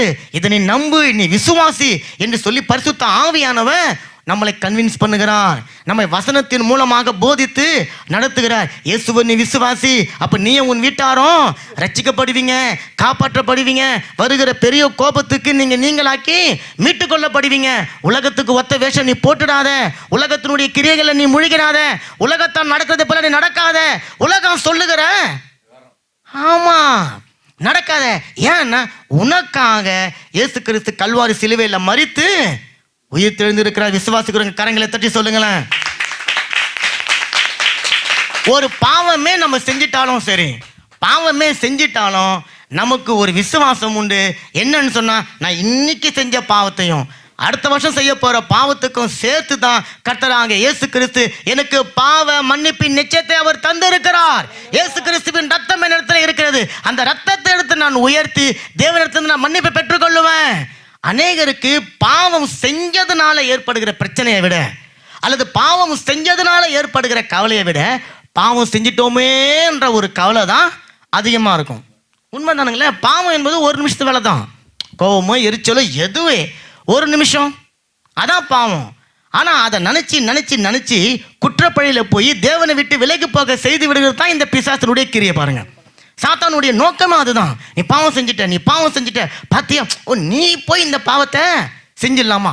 எப்படிப்பட்ட ஆளு, உன் மேலே இயேசு நம்பிக்கை வச்சிருந்தாரு. நீ இந்த பாவம் மட்டும் செய்யாமல் இருந்தீங்கன்னாக்கா இன்னாலும் நீ அவர்கிட்ட எது கட்டலாம் உனக்கு கொடுப்பாரு. இப்போ நீ பாவம் செஞ்சுட்ட, ஓ நீ இயேசுகிட்ட நீ போவாத, நீ ஜெபிக்காத, நீ பைபிள் வாசிக்காத, சபைக்கு போவாத. அட நீ போய் சபையில் போய் நிற்கும் போது உன்னை இயேசு பார்த்து வெறுத்துருவாரு, உன் மேலே கோவப்படுவார், உன் பாவத்தை வெளியரங்கமாக்கிடுவாரு. இப்படி எல்லாம் சொல்லி ஒரு ஆவி பேசுது. பரிசுத்த ஆவியானவர் சொல்றாரு, இல்லை, இயேசு கிறிஸ்து உன்னுடைய எல்லா பாவத்துக்காகவும் தம்மைத்தாமே பலியாய் அவர் கொடுத்திருக்கிறார். நித்திய மீட்பை உனக்கு உண்டு பண்ணி வைத்துக்கிறார். நீ அதை நம்பு, நீ அதை விசுவாசி, இயேசு கிறிஸ்துவின் நாமத்தை அறிக்கை செய்து ரட்சிக்கப்படு என்று சொல்லி பரிசுத்த ஆவியானவர் அவர் உணர்த்துகிறவராக இருக்கிறார். எப்படி உணர்த்துகிறார்? வசனத்தை, ஆமேன், வார்த்தையை, தேவனுடைய பைபிள்ல இருந்து வேதத்திலிருந்து எடுத்து நமக்கு அவர் சொல்றார். அவ பாவத்தை குறித்து கண்டித்து உணர்த்துகிறார். இப்போ நீதியை குறித்து இரண்டாவது வார்த்தை, பாவத்தை குறித்து, இப்போ நீதியை குறித்து. நீதி அப்படி என்பது எந்த மனுஷனாலும் சுயமா சொந்தமா சம்பாதிக்க முடியாத ஒரு காரியம். இந்த நீதி தேவன் நமக்கு கொடுக்கிறது. நீதின்னு சொல்லும் போது என்ன அர்த்தம்னு சொன்னா, இயேசு எப்படி இருக்கிறாரோ அப்படி என்ன மாத்துறது, அப்படித்தான் என்ன பார்க்கறது, அதுதான் நீதி. இப்போ பிதா என்ன பார்க்குற, இப்போ நான் பலிபீடத்தில் நிற்கிறேன், பிதா என்ன பார்க்கும்போது நீங்கள் பார்க்குற விதமாக என்ன பார்க்க மாட்டார். எப்படி பார்ப்பார்னா, இயேசு கிறிஸ்துனுடைய நீதியை இவன் தரித்து கொண்டு இருக்கிறான். அப்போ நான் நேற்று செஞ்ச பாவம், நாளைக்கு செஞ்ச பாவம், அடுத்த வருஷம் செய்ய போகிற பாவம், இதையெல்லாம் அவர் கணக்கு போட்டு பார்த்து கொண்டு இருப்பாரா? இல்லை. ஏன்னா அவர் பார்க்கும்போது இயேசுவினுடைய சாயல்ல என்னை அவர் பார்க்கிறார். கரங்களை தட்டி. அப்போ உங்க ஒவ்வொருவரையும் இயேசு கிறிஸ்துவின் சாயலுக்கு ஒப்பாக மாற்றுவதுதான் நீதி. அந்த சாயலுக்கு ஒப்பாக மாறினவங்க தான் நீதிமான். இத பரிசுத்த ஆவியானவர் உங்களுக்கு சொல்றார், எனக்கு சொல்றார். இது சொல்லலன்னு சொன்னா தெரியாது. இப்போ நான் நீதிமான் அப்படின்னு சொன்னா, நீங்க நீதிமான் சொன்னா எல்லாரும் என்ன பண்ணுவீங்க? ஆமேன் சொல்லுவீங்களா? ஆமேன். ஆனா நீங்க நீதிமானா வாழுறீங்களா? ஆமேன். எப்படி வாழுறீங்க? இப்போ நிறைய பேருக்கு நீங்கள் நீதிமான் ஆமேன், நீங்கள் இயேசுவின் ரத்தத்தினால் கழுவப்பட்டீங்க ஆமேன், நீங்கள் பரிசுத்தவான் ஆமேன், நீங்கள் பரிசுத்தவதி ஆமேன். யார் சொல்லி நீங்கள் எல்லாம் ஆமேன்னு சொல்கிறீங்க? நான் சொல்லி தான் சொல்கிறீங்க. நான் சொல்லி தானே சொல்கிறீங்க. நீங்கள் நீதிமானா வாழுறீங்களா? நான் நீதிமானா வாழுறேனா? அப்போ நீதிமானா வாழுறதுல நிறைய பேருக்கு பிரச்சனை. என்ன நீதிமானா வாழுறதுல பிரச்சனை? பைபிள் சொல்லுது, கண்ணாடில் போய் பாரு. ஒன்று போய் கண்ணாடில் பார்த்து நீ எப்படி இருக்கிறன்னு தெரிஞ்சுக்கோ, அதுதான் நீதிமான். ஆமாம், கண்ணாடி யாருங்க? பைபிள். போய் நில்லுங்க, நான் நீதிமானா இருக்கிறேன். யார் சொல்லுது? பைபிள் சொல்லுது, நம்பிடுங்க, அவ்வளோதான். ஆனால் நான் நீதிமானா இருக்கிறேன். எப்படி? என்ன பிசாசு எனக்கு மேலே அதிகாரம் கிடையாது, சாத்தானுக்கு என் மேல் அதிகாரம் கிடையாது, அந்தகார வல்லமைகளுக்கு என் மேல் அதிகாரம் கிடையாது, பில்லி சூன்யங்களுக்கு என் மேல் அதிகாரம் கிடையாது, இஸ்ரவேலுக்கு விரோதமான மந்திரவாதமும் இல்லை, யாக்கோபுக்கு விரோதமான குறி சொல்லுதலும் இல்லை. ஏன்? காரணம் நான் தான் நீதிமான். நான் நீதிமான ஆவறதுக்கு நான் ஒண்ணுமே செய்யல, ஆனா எனக்காக செய்ய வேண்டியதெல்லாம் இயேசு கிறிஸ்து கல்வாரி சிலுவையில செய்து முடிச்சிட்டாரு. இதை பரிசுத்த ஆவியானவர் உங்களுக்கு உணர்த்துற. அப்ப நீ நீதிமான். நீ கௌரிமான் மாதிரி அடிக்கடி ஓடி ஓடி காட்டுல ஒளிஞ்சிக்காத. நீ நீதிமான். நீ தேவனுடைய சட்டையில ஒளிந்துக்கொள், கர்த்தருடைய மகிமைக்குள்ள தங்கிரு, தேவனுடைய வாசஸ்தலத்துல வந்து நீ இரு. அதுதான் உன்னுடைய நீதியை விளங்க பண்ணுகிற இடம். உன்னுடைய நீதியை வெளியரங்கமாக்குகிற இடம் இங்கதான். ஏன்னா நீதிமான்களுடைய கூடாரத்துல தான் என்ன உண்டாகுங்களாம்? கம்பீர சத்தம் உண்டாகும். அல்லேலூயா. கரங்களை தட்டி சொல்லுங்க. தேவன் நம்மளை ஒரு நாளும் பாவியா பார்க்கிறது கிடையாது. அவர் பாவியை வெறுக்கிற தேவன் கிடையாது. அவர் எதை வெறுக்கிறாருங்க? பாவத்தை வெறுக்கிறார். அவரால் மன்னிக்க முடியாத பாவம்னு சொல்லி ஒன்று உலகத்துல இல்ல. எந்த பாவமா இருந்தாலும் அதை மன்னிக்க அவர் ஆயத்தமா இருக்கிறாரு. மன்னிப்பை பெற்றுக்கொள்ள நான் தான் ஆயத்தமா இல்லாம இருக்கிறேன், நாம தான் ஆயத்தமா இல்லாம இருக்கிறோம். ஏன் தெரியுமா? நான் செஞ்ச பாவத்துக்கு நான் பரிகாரத்தை தேடின்னு இருக்கிறேன். நான் செஞ்ச பாவத்துக்கு என்னுடைய நீதியை நான் கொடுத்து அந்த பாவத்துக்கான பரிகாரத்தை பெற்றுக்கொள்ள நான் விரும்பி கொண்டு இருக்கிறபடினால இன்னைக்கு உலகம் என்ன பண்ணுது? அந்த நீதியை தேடி வர முடியாதபடிக்கு சுய நீதியின்படி வாழ்ந்து கொண்டு இருக்கிறாங்க. அப்ப பரிசுத்த ஆவியானவர் சொல்றாரு, நீ பாவி கிடையாது, நீ இயேசுவின் ரத்தத்தினால மீட்டெடுக்கப்பட்டவன். ஆமென். அவருக்கு சொந்தமாக அல்லேலூயா உன்னை அவர் தெரிந்து கொண்டு இருக்கிறார் அப்படின்னு சொல்லி பரிசுத்த ஆவியானவர் நமக்கு உணர்த்துகிறார். யோவான் 16:10. யோவான் 16:10. நீங்கள் இனி என்னை காணாதபடிக்கு நான் என் பிதாவிடத்திற்கு போகிறபடினாலே நீதியை குறித்தும். ஆமா, பாவம்னு பார்க்கும்போது விசுவாசிக்காமல் இருக்கிறபடினால பாவத்தை குறித்து என்ன பண்ணாராம்? கண்டித்து உணர்த்தினாராம்.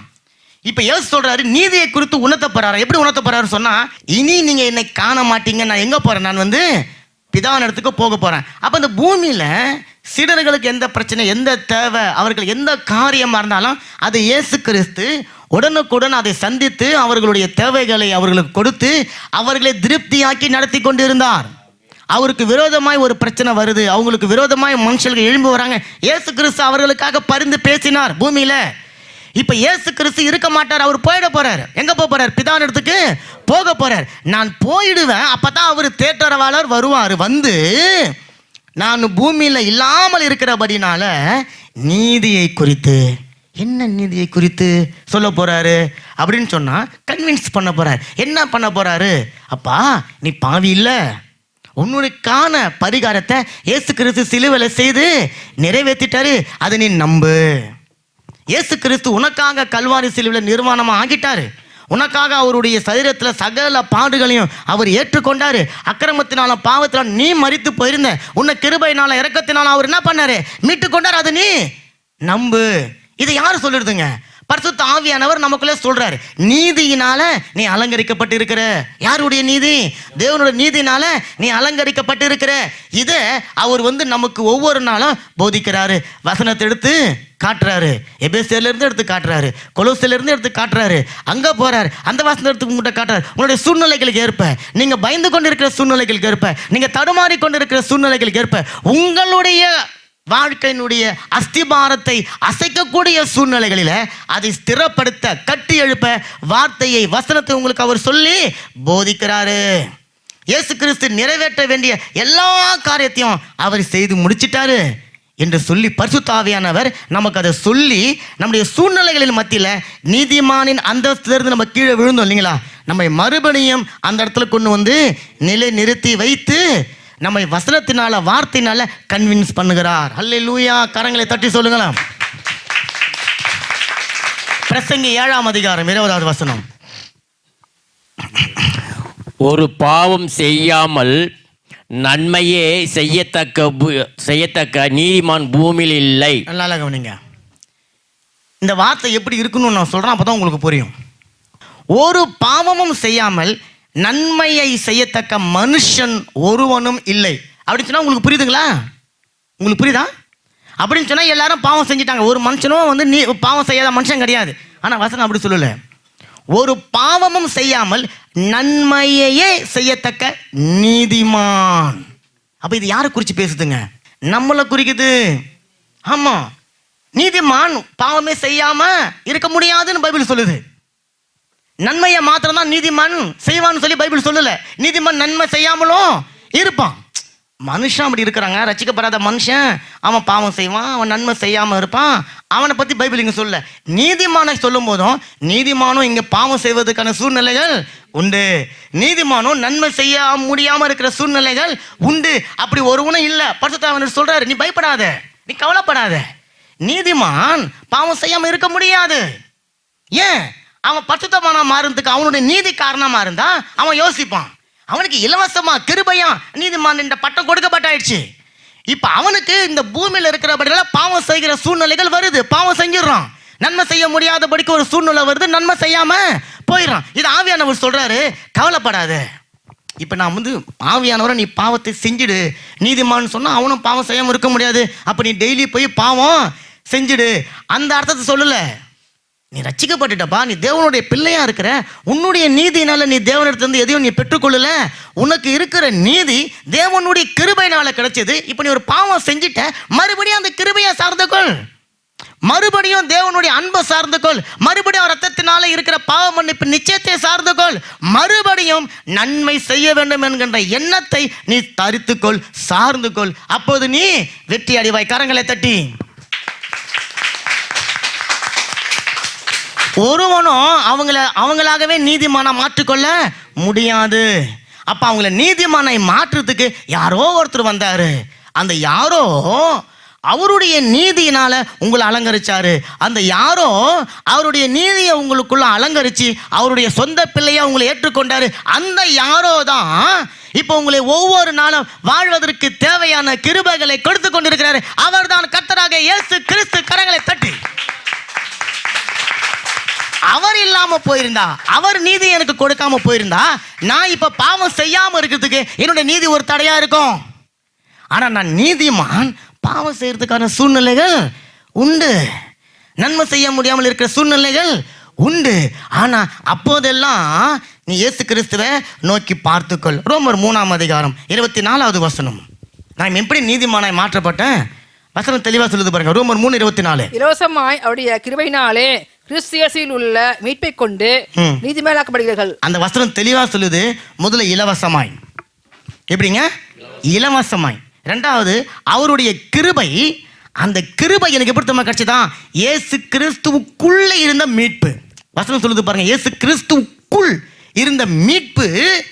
அந்த மீட்கணும் என்கின்ற அந்த உணர்வு, மீட்கணும் என்கின்ற அந்த எண்ணம் ஒரு இலவசமான கிருபையை கொடுத்து என்ன நீதிமானாய் மாட்டி இருக்கிறது. இப்ப கரங்களை தட்டுங்க. என்னை நான் மேன்மை பாராட்டிக்கொள்ள என்னிடத்துல ஒன்றுமே இல்லை. ஆனா நான் என்னை மேன்மை பாராட்டிக்கொள்ளணும்னு சொன்னா தேவனுடைய கிருபை என்னிடத்துல இருக்கிறது என்பதை குறித்து நான் மேன்மை பாராட்டிக்கொள்ள முடியும். கரங்களை தட்டி சொல்லுங்க. அப்ப அந்த கிருபையை பெற்றுக்கொண்டவங்க எப்படி இருக்கணுமா? அந்த கிருபையை சார்ந்து வாழ்ந்து கொண்டிருக்க. அதுதான் பரிசுத்த ஆவியானவர் நமக்கு ஒவ்வொரு நாளும் உணர்த்தி கொண்டிருக்கிறேன். அப்ப நான் நீதிமானாக இருக்கிறேன், நான் நீதிமானாக வாழ்கிறேன். நான் தான் நீதிமான், எனக்குள்ள நீதி இருக்குது. நான் நீதிமானுக்குரிய அந்தஸ்தினால நான் அலங்கரிக்கப்பட்டிருக்கிறேன். நீதிமானின் வஸ்திரத்தினால நான் அலங்கரிக்கப்பட்டிருக்கிறேன். நான் அடிக்கடி சொல்ற மாதிரி தான் நம்ம ராஜாவா மாறிட்டோம். நம்ம ராஜாவா மாறிட்டு நம்ம அந்த சிங்காசனத்தை நோக்கி நடந்து போய் கொண்டிருக்கிறோம். நடந்து போய் கொண்டிருக்கும் பொழுது ரெண்டு பக்கமும் பார்த்தீங்கன்னா நிறைய மந்திரிமார்கள் இருப்பாங்க. அவங்க அந்த ராஜாவை புகழ்ந்து பாடிக்கொண்டே இருப்பாங்க. கேள்விப்பட்டிருக்கிறீங்களா? புலவர்கள் நின்று அவரை வாழ்க வாழ்கன்னு சொல்லுவாங்க. கேட்டுக்கொண்டிருக்கிறீங்களா? இப்போ அவர் போய் அந்த சிங்காசனத்தில் உட்காரும் போது அவர், ஐயோ நான் ஒரு ஏழை, நான் ஒரு பாவி, நான் தகுதி இல்லாதவன், எனக்கு ஒன்றுமே இல்லை அப்படி நினச்சின்னு போவாரா? அவங்க வாழ்கணும்னு அவருக்கு அது தோள்பட்டு நிமிந்துடும். அவரை கற்பனை பண்ணுங்க. இல்லைங்களா? அப்படியே ஒரு தோள்பட்டை நிமிந்துடும். அவர் வாழ்க, இவர் வள்ளல், அவரே ஆக்கம், இப்படி ஆக்கம், அப்படி ஆக்கம் சொல்ல சொல்ல சொல்ல அவர் போய் அந்த சிங்காசனத்தில் உட்காரும் போது அந்த கம்பீரமாக உட்கார்றாரு இல்லைங்களா? இப்போ உட்காராரு தானே. இப்போ அவருக்குள்ள என்ன நினைப்பு இருக்கும்? அவர் யாருங்க? ராஜான்ற அந்த நம்பிக்கை இருக்கும். இவங்க எல்லாம் உயர்த்தி பாடுனாங்களே, அந்த ராஜா ட்ரெஸ் போட்டுன்னு ஒருத்தர் உள்ள இருந்தாரு, அவரை பாராட்டினாங்களா அந்த ராஜ ரீகத்தை பாராட்டினாங்களா? அங்க நான் போனாலும் என்னைய ராஜான்னு தான் சொல்லுவாங்க, இவரு போனாலும் இவரைய ராஜான்னு தான் சொல்லுவாங்க. அந்த மனுஷனுக்கு அந்த ராஜான்கின்ற கௌரவம் கிடையாது. அவன் போட்டு கொண்டிருக்கிற ஆடை, அவன் அணிந்து கொண்டிருக்கிற மோதிரம், அவர் வைத்துக் கொண்டிருக்கிற கிரீடம், இதுக்கு தான் மதிப்பு. அவர் ஒரு நாள் போடுவார், இன்னொருத்தன் வருவான், அப்போ அவனையும் இப்படித்தான் அவங்க பாராட்டுவாங்க. ஆண்டவர் சொல்றாரு, என்னுடைய கிரீடத்தை உங்கள் தலைமையில் நான் வைத்திருக்கிறேன், என்னுடைய மோதிரத்தை நான் உங்களுக்கு அணிவித்து இருக்கிறேன், என்னுடைய வஸ்திரத்தினால நான் உங்களை அலங்கரித்து இருக்கிறேன், நீங்க தான் நீதிமான்கள். அல்லேலூயா. அந்த ராஜாவாகிறதுக்கு ஒண்ணுமே செய்ய வேண்டிய அவசியம் இல்லை. அந்த ஆடையை போட்டு கொண்டா போதும், மோதிரத்தை போட்டு கொண்டா போதும், கிரீடத்தை தரித்து கொண்டா போதும். தேவன் சொல்றாரு, அப்படிதான் உங்களையும் இன்னும் இன்னைக்கு அவர் பார்க்கிறார். இதை தான் பரிசுத்த ஆவியானவர் கன்வின்ஸ் பண்றார். தேவன் எதிர்பார்க்கிற ஒரு தகுதி, தேவன் எதிர்பார்க்கிற ஒரு ஸ்டேட்டஸ், தேவன் எதிர்பார்க்கிற அந்த எல்லா விதமான காரியங்கள் என்னிடத்துல இல்லை. அதனால தேவன் என்னை ஒதுக்குவது கிடையாது. இல்லாத எல்லாவற்றையும் கொடுத்து அவர் என்னை நிரப்பி அவர் எதிர்பார்க்கிற, அவர் விரும்புகிற அந்த நீதிமானுக்குரிய அந்தஸ்தினால அவர் என்னை நிற்க வைத்திருக்கிறார் என்பதை பரிசுத்த ஆவியானவர் வசனத்தின் மூலமாக நினைப்பூட்டுகிறார். கரங்களை தட்டி நன்றி செலுத்துங்க. எபேசியர் 4வது அதிகாரம் 24வது வசனம். மெய்யான நீதியிலும் பரிசுத்தத்திலும் தேவனுடைய சாயலாக சிருஷ்டிக்கப்பட்ட புதிய மனுஷனை தரித்து கொள்ளுங்கள். ஆமா, அந்த புதிய மனுஷனை தரித்துக் கொள்வதற்கு பேர் தான் நீதிமான். அல்லேலூயா. எப்படிப்பட்ட நீதியா? மெய்யான நீதி கூட சேர்ந்து பரிசுத்தத்திலும் இயேசு கிறிஸ்துனுடைய சாயலுக்கு ஒப்பாக நீங்க சிருஷ்டிக்கப்பட்டிருக்கிறபடினால அந்த புதிய சிருஷ்டிப்பாகிய நீதிமான் என்கின்ற அந்த அந்தஸ்தை, அந்த மனுஷனை நீங்க தரிப்பித்துக் கொள்ளுங்க. இப்ப கரங்களை தட்டி சொல்லுங்க, நான் நீதிமானாக இருக்கிறேன். என்னுடைய மனைவி, என்னுடைய பிள்ளைகள், என்னுடைய கணவன், என்னுடைய குடும்பத்தார், உறவினர்கள் நீதிமான்களாக இருக்கிறாங்க. தேவன் எங்களை அப்படித்தான் பார்க்கிறார். நீதிமான்களுக்குரிய பூரண ஆசீர்வாதம் எங்கள் குடும்பத்தின் மேல வந்து தங்கி இருக்கிறது. கடைசியா பரிசுத்த ஆவியானவர் நியாய தீர்ப்பை குறித்து அவர் என்ன பண்றாராம்? கண்டித்து உணர்த்துகிறார். யோவான் 16:11. இந்த உலகத்தின் அதிபதி நியாய தீர்க்கப்பட்டதினாலே நியாய தீர்ப்பை குறித்தும் கண்டித்து உணர்த்துவார். பாருங்க, நியாய தீர்ப்பை குறித்து தேவன் கண்டித்து உணர்த்துகிறாராம். நியாய தீர்ப்பு தேவனுடைய பிள்ளைகளை குறித்து இங்க பைபிள் பேசல, பிசாசை குறித்து சொல்லப்பட்டிருக்கு. அப்ப பிசாசானவனுக்கு நியாய தீர்ப்பு கொடுக்கப்பட்டபடினால இப்போ நீங்க அந்த பிசாசு உங்ககிட்ட இருந்து அபகரித்த அந்த நீதியை தேவன் உங்களுக்கு கொடுத்து உங்களை அலங்கரித்து வைத்திருக்கிறார். இந்த பாயிண்ட்ல நிக்கிறீங்களா? இப்ப நீதி, தேவனுடைய நீதியினால நீங்க இப்போ நிரம்பி இருக்கிறீங்க, நான் இப்போ நிரம்பி இருக்கிறேன். இன்னும் ஒரு பக்கம் பிசாசு என்ன பண்ண நியாயம் தீர்க்கப்பட்டு விட்டான். இப்போ நல்லா கவனிச்சுக்கோங்களேன், பிசாசுக்கு தண்டனை தீர்ப்பு கொடுக்கப்பட்டாயிடுது. இப்போ நமக்கெல்லாம் பிசாசை குறித்து நம்ம எப்படி நினச்சின்னு இருக்கிறோம்? பிசாசை குறித்து நம்ம எப்படி நினைக்கிறோம்? பயங்கரமானவன், அப்படியே இந்த காலை நெருப்பு எரிஞ்சுன்னு இருக்கும், தோசை சுட்டுன்னு உட்காந்துருப்பாங்க, வெள்ளையாக இருப்பாங்க, கண்ணில் லைட் எரியும், காது பெருசாக இருக்கும், கொம்பு வச்சுன்னு இருக்கும். பிசாசு அப்படி எப்பயுமே வர முடியாது. அப்படி வந்துட்டா நம்ம எல்லாருக்கும் தெரியும், பிசாசுன்னு ஓடிடுவோம். இப்போ ஆண்டவர் சொல்றாரு, நீ நினச்சின்னு இருந்தீங்களா? அப்படிலாம் அப்படிதான் நினச்சின்னுக்கிறீங்க கிடையாது. இப்போ அவன் பல்லு பிடுங்கப்பட்ட பாம்பு, தலை நசுக்கப்பட்ட பாம்பு, பெலன் குன்றி போன பாம்பு, நிர்வாணமாய் மாறி போன பாம்பு, அவனை குறித்து நீங்க பயப்படாதீங்க. அவனை கர்த்தராகிய இயேசு கிறிஸ்து கல்வாரி சிலுவையில வெளியரங்கமாக்கினார். கரங்களை தட்டி. நான் தான் பிசாசுக்கு வல்லமையை கொடுத்துருக்கிறேன். நாம தான் பிசாசுக்கு வல்லமையை கொடுத்துட்டு அந்த வல்லமையை பார்த்து நம்மளே பயந்து கொண்டு இருக்கிறோம். ஆண்டவர் சொல்றாரு, அந்த பிசாசுனுடைய தலையை நான் நசுக்கிட்டேன்பா, அது பல்லு பிடுங்கப்பட்டாச்சு.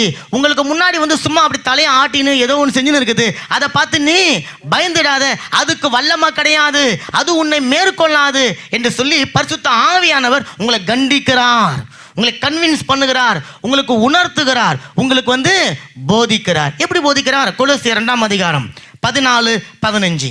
நமக்கு எதிரியாகவும் கட்டைகளால் நமக்கு விரோதமாகவும் இருந்த கையெழுத்தை குலைத்து அது நடுவில் இல்லாதபடிக்கு எடுத்து சிலுவையின் மேல் ஆணி அடித்து துரைத்தனங்களையும் அதிகாரங்களையும் உரித்து கொண்டு வெளிரங்கமான கோலமாக்கி அவைகளின் மேல் சிலுவையிலே வெற்றி சிறந்தார். அவைகளின் மேல கர்த்தராகிய இயேசு கிறிஸ்து வெற்றி சிறந்திருக்கிறார். கரங்களை தட்டி சொல்லுங்களேன். இப்போ பிசாசானவன் ரட்சிக்கப்பட்ட ஒவ்வொரு பிள்ளைகளுக்கும் விரோதமாக எதிரடையாக அவன் போய் கட்டளைகளை போட்டு வைத்திருந்தான், கையெழுத்தை போட்டு வைத்திருந்தான். இப்ப இயேசு கிறிஸ்து அந்த கட்டளைகளை, அந்த கையெழுத்தை அவன் எங்க போட்டு வச்சிருந்தானோ அந்த இடத்துல இருந்து அது கிழித்து போட்டுட்டாரு. இப்போ உங்களுக்கு ஜட்ஜ்மெண்ட், நீங்க குற்றவாளின்னு சொல்லி அவர் ஜட்ஜ்மெண்ட் எழுதி தீர்ப்பு போட்டு சீலை குத்தி பேனாவை உடச்சி கீழே போட்டுட்டாரு. அங்கேருந்து திரும்ப ஒரு சின்ன பிள்ளை போகுது, கிடுக்குன்னு ஓடி போய் அந்த பேஜை கிழிச்சு எடுத்து போய் கடற்கரை குப்பையில் தூக்கி போட்டுருச்சு. இப்போ என்ன ஆச்சுங்க? உங்க மேலே யாராவது கை வைக்க முடியுமா? ஏன் முடியாது? ஆதாரம் எதுவுமே இல்லை. கிழிச்சது சின்ன பிள்ளையே பெரியவங்களும் பக்கத்தை காணா. இப்போ உங்களை போலீஸ் அரெஸ்ட் பண்ண வருது, எங்க அரெஸ்ட் பண்ணட்டு எங்க கேட்க முடியும்ல? இப்படிதான் ஆண்டவர் சொல்றாரு. உங்களுக்கு விரோதமா போட்டு வச்சிருந்தான், நான் எல்லாத்தையும் கல்வாரி சிலுவையில் என்னென்ன பண்ணியிருக்கிறார் பாருங்க. முதல்ல அந்த கையெழுத்தே இல்லாதபடிக்கு அந்த தாளை கிழிச்சிட்டார். தாளை கற்பனை பண்ணி கொடுங்க, தாளை கிழிச்சிட்டார். இதை நான் அடிக்கடி சொல்லியிருப்பேன். ரெண்டாவது, அந்த தாளை கிழிச்சிட்டா என்று சொல்லி பிசாசுக்கு தெரிய வைக்கிறதுக்காக அந்த தாள், நம்ம தாளை கற்பனை பண்ணிக்குவோம். அந்த தாள் மேலே இயேசு என்ன பண்ணாரு? ஆணி அவர் அடிச்சாராம். ஏன்? பறந்துக்கிட்டு ஓடக்கூடாது. நீ பிசாசு பார்க்கும் போதெல்லாம் தெரியணும், ஓ இந்த மனுஷன் மேலே நான் குற்றப்படுத்தினேன், அந்த குற்றத்தை இயேசு ஆணி அடிச்சுட்டாரு. இவர் மேலே நான் கையை வைக்க முடியாது, இவங்க மேலே நான் கையை வைக்க முடியாது, இவங்க மேலே கையை வைக்க முடியாது, இவங்க எனக்கு சொந்தம் கிடையாது, இவங்க இயேசுவுக்கு சொந்தம். இப்போ ஆணி அடிச்சது மாத்திரம் இல்லை, அந்த தாளுனால அவன் உங்க மேலே எடுத்துக்கொண்ட அதிகாரம், வல்லமை, ஆளுமை, அதான் துரைத்தனம், ஆளுமை, துரைத்தனம் எல்லாத்தையும் இயேசு கிறிஸ்து என்ன பண்ணாரா? அப்படியே உரிச்சு போட்டுட்டார். கற்பனை பண்ணுங்க, கோழியை உரிக்கும் போது இந்த சிந்தனை வந்துடும் உங்களுக்கு இனிமேல். ஆமென். அப்ப ஞாபகம் வச்சுக்கொள்ளுங்க, இப்படி உரிச்சாருல்ல, அப்படித்தான் இயேசு கல்வாரி சிலுவையில் அதை உரிச்சு என்ன பண்ணாரா? அதோட நிறுத்திலையா, உரிச்ச கோழி மாதிரி இருக்கிற பிசாசை வெளியரங்கமாக்கி ஓடுப்பா அப்படின்ட்டான். இப்போ அவன் ஓடி நிற்கிறான். எப்படி ஓடி நிற்கிறான்?